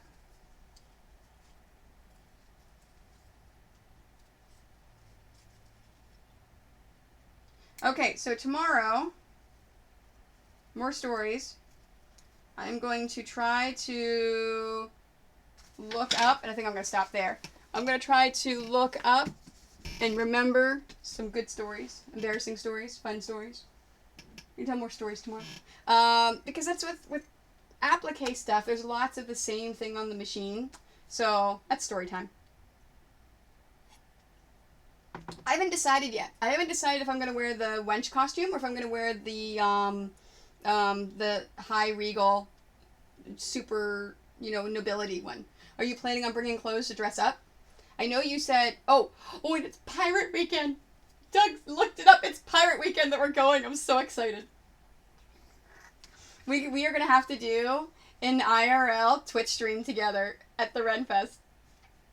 I'm so excited. Pirate Weekend! So I don't know. So the wench would probably be better for Pirate Weekend. But I like my nobility. It's pretty cool. Okay, yeah, if you bring your Black Watch kilt and peasant shirt, I'll probably do the wench costume then, because it's more comfortable. You know what? It'll probably depend upon the weather, because the nobility one is a lot more thicker and warmer, so if it's really cold, I'll wear that. If it's warm, I'll wear the wench. But I'll probably plan on wearing the wench, unless it's really, really cold, then I'll do the nobility. Yeah, and that's not a big deal. There's not a lot of people. I mean, if you don't do exact, no one's going to care at all. But yeah, it'll be a lot of fun. We're going to do an IRL. We're going to have fun. We're going to do it like... Okay, so tomorrow, I'm going to start streaming at 5 o'clock, 5 p.m. Eastern Standard Time. So evening stream tomorrow. I will be a little bit later. You're so funny. You may never go... Oh, wait, I guess you got the one in Wisconsin. You can go to. I will be finishing this quilt off, so I'm going to be working on the Ghostbusters quilt. I'm not going to pick all those stitches out until tomorrow. Yeah. And then I'll redo it. Lovely, right? And then when hopefully I'll get the Ghostbusters quilt finished. And then after I finish the Ghostbusters quilt, I will get started on the Pixel Eater quilts that are inspired by Pac-Man. So I'll work on those and finish those over the weekend. So thank you for joining me. I appreciate the company. See, chatting with you guys makes my day go by faster. I love it. Thank you, thank you, thank you. Love you guys. I will see you guys all tomorrow.